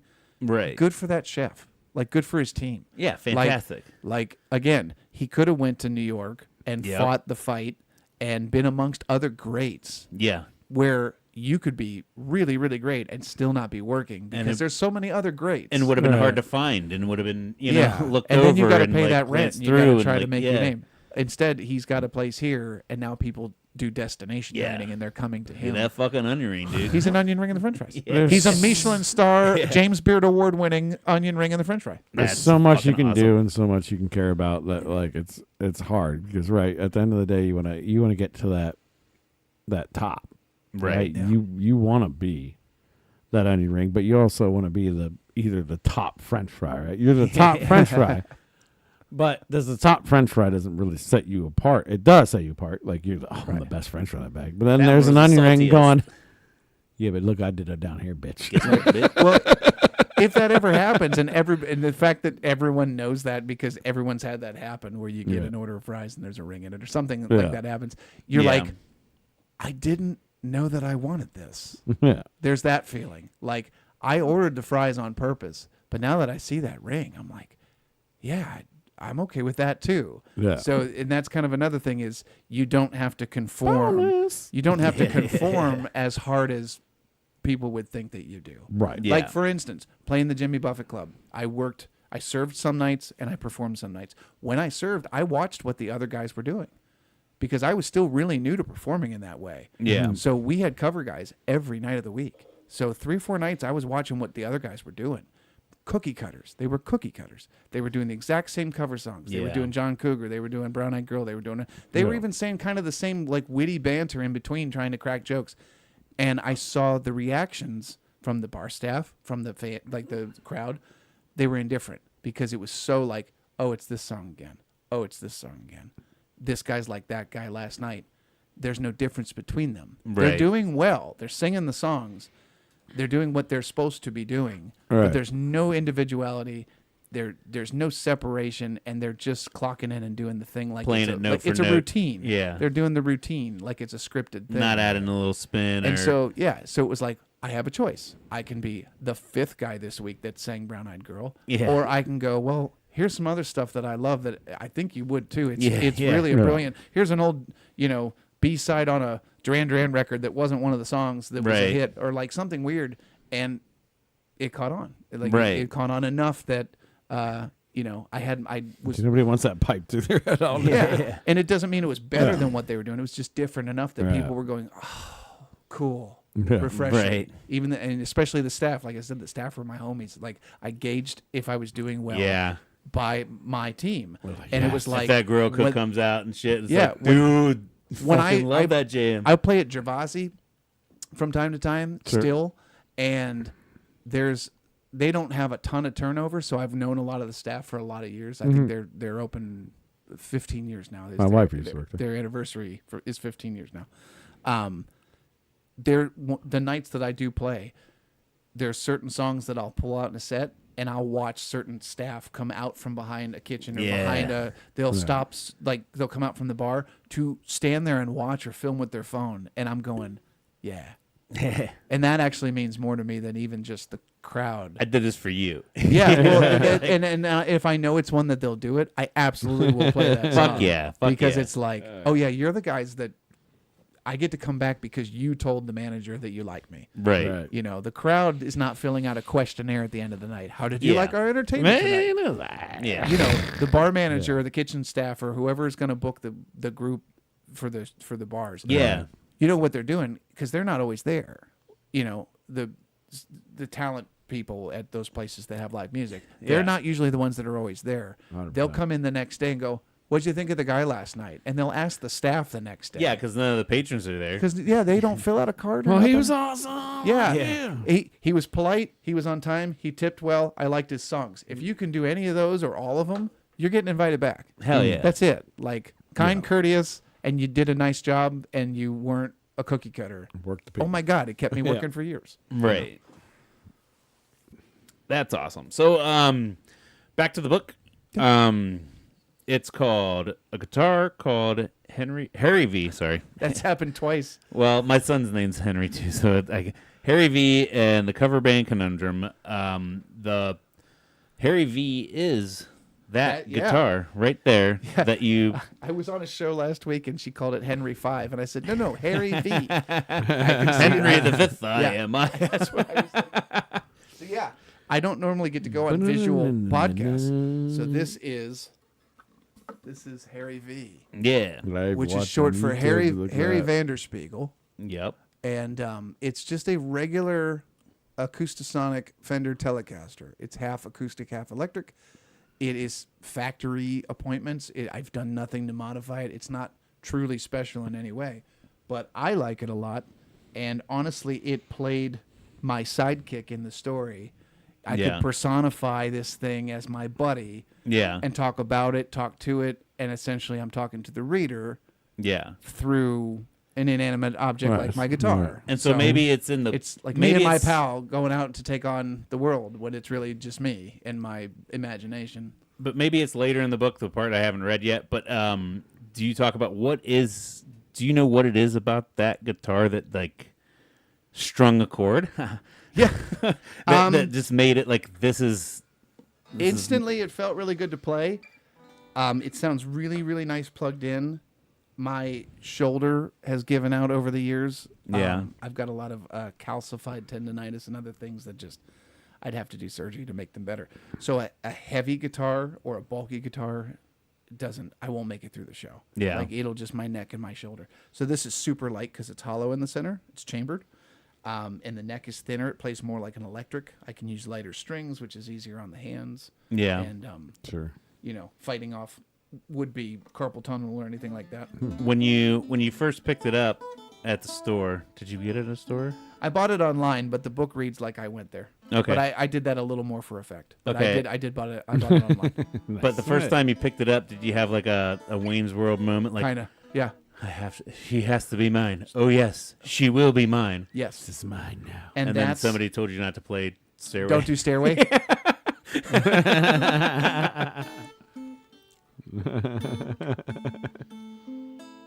It's awesome.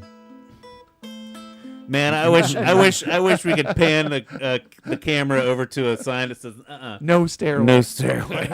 But Denied. denied. Cassandra. Ancient Chinese secret, huh? But no, I talk about this in the book too. Usually when I buy guitars, they're just tools. I don't usually over dramatize having them. They do what I need them to do. They if they play well and they feel comfortable, that's going to let me work. That's going to let me do Right. the show that I got to do. So I usually swap out parts, kind of like an old car or a project or something. Yeah, I and switch out the knobs and the necks and the pickups. In the early part of the book, you were talking about like almost like a Frankenstein guitar that you made Yeah. that somebody stole. They did, And I you got were it back able to because pick it was out so of a weird. lineup because Yeah. she's like, no, that neck doesn't belong there. 100%. Like that's not how that bitch comes to factory. Like, Yes. Damn thief. yeah. No, this And I was- have a picture of me playing with it on Facebook that shows that that's my fucking guitar in a pawn shop right Yes. now. I did all those things, and maybe that's another reason why it's nice. I put all the stickers all over it because that would show you it's mine. Yeah. It got its name from a TV show called Resident Alien, Yes. which is a Yeah. sci-fi show with Alan Tudyk, and I used to perform at a lot of Comic Cons. I don't Okay. anymore. The company I worked for went under with the COVID.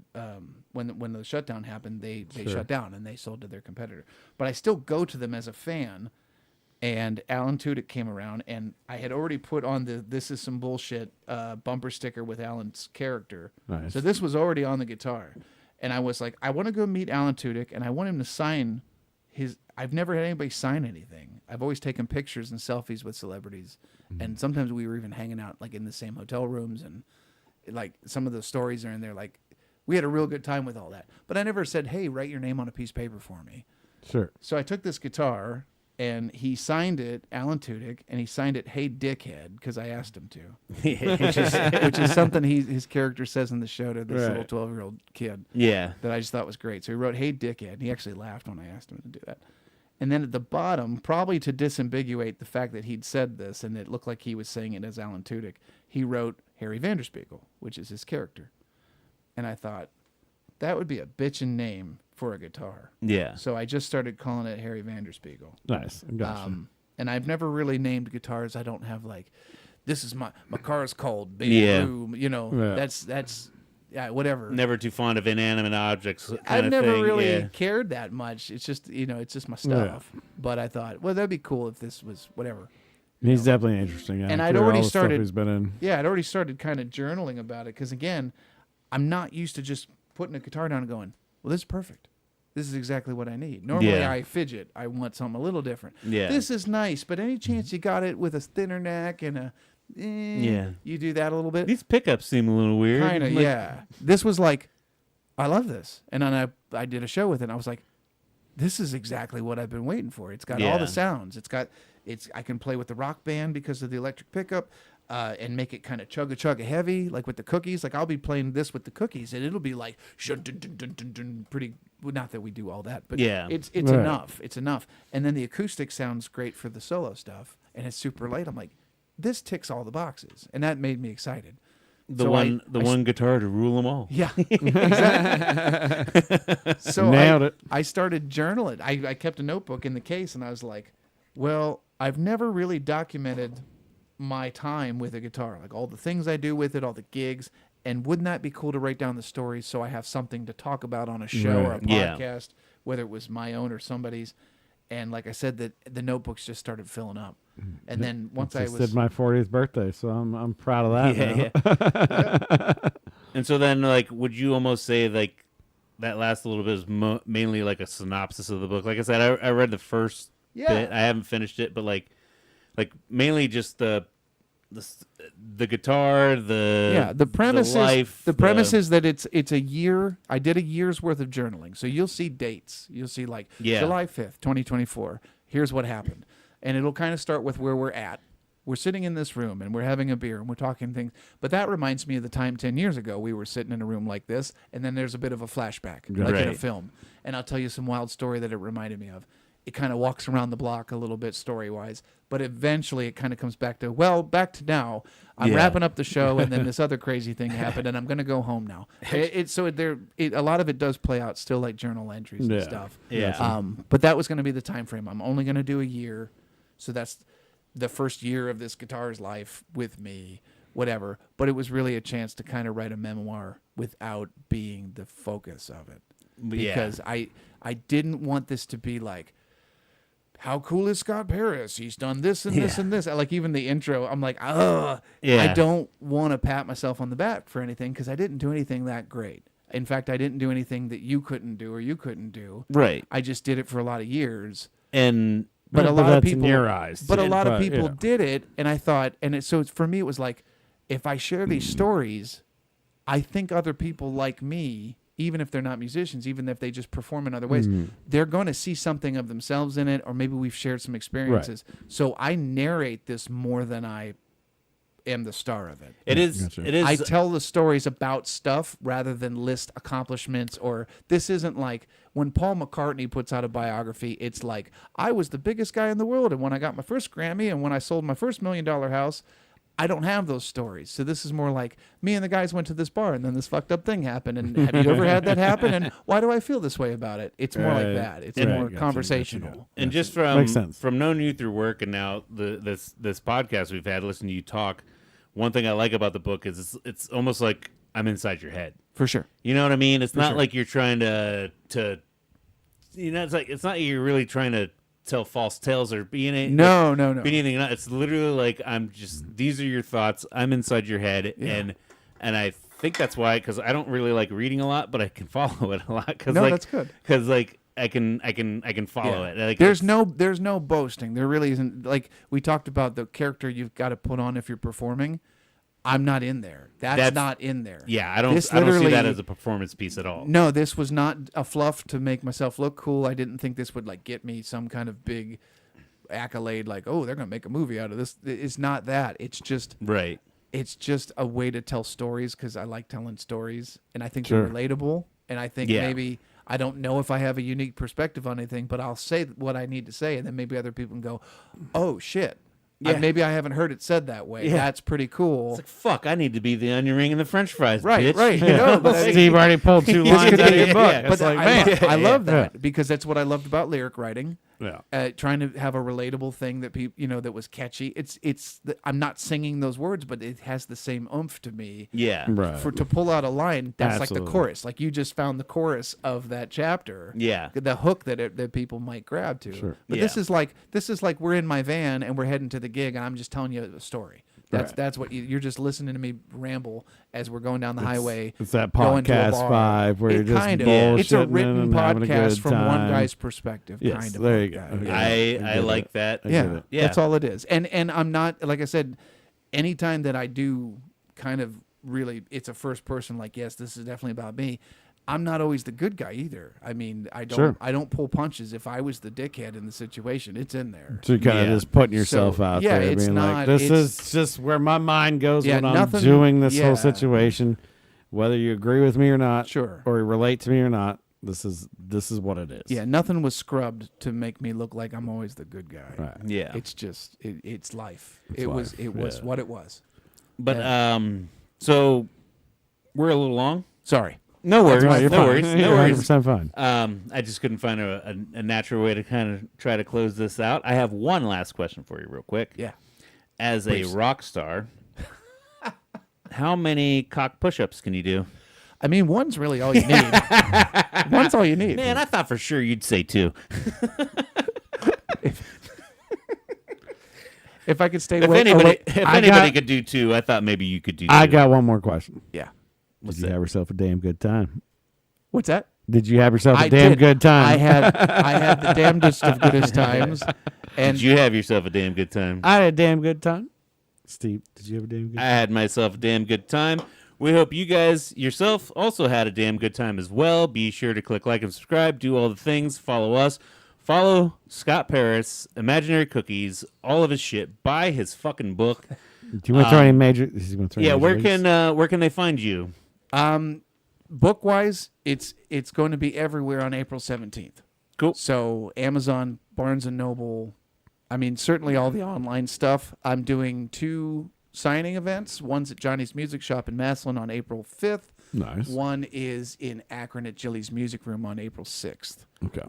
The one at Jilly's is a venue with a stage, so I might actually like maybe sing a couple songs, maybe read a chapter of the book out loud. Like, I don't know what you're supposed to do at these events. Yeah. The one at Johnny's is going to be a little more intimate, so I think it's just going to be like a take pictures, shake hands, sign whatever you want me to say in the book. Right. But they'll be available to purchase there. You don't have to have one in advance. I'll have a stack of them there for all that stuff. Any social media handles you know?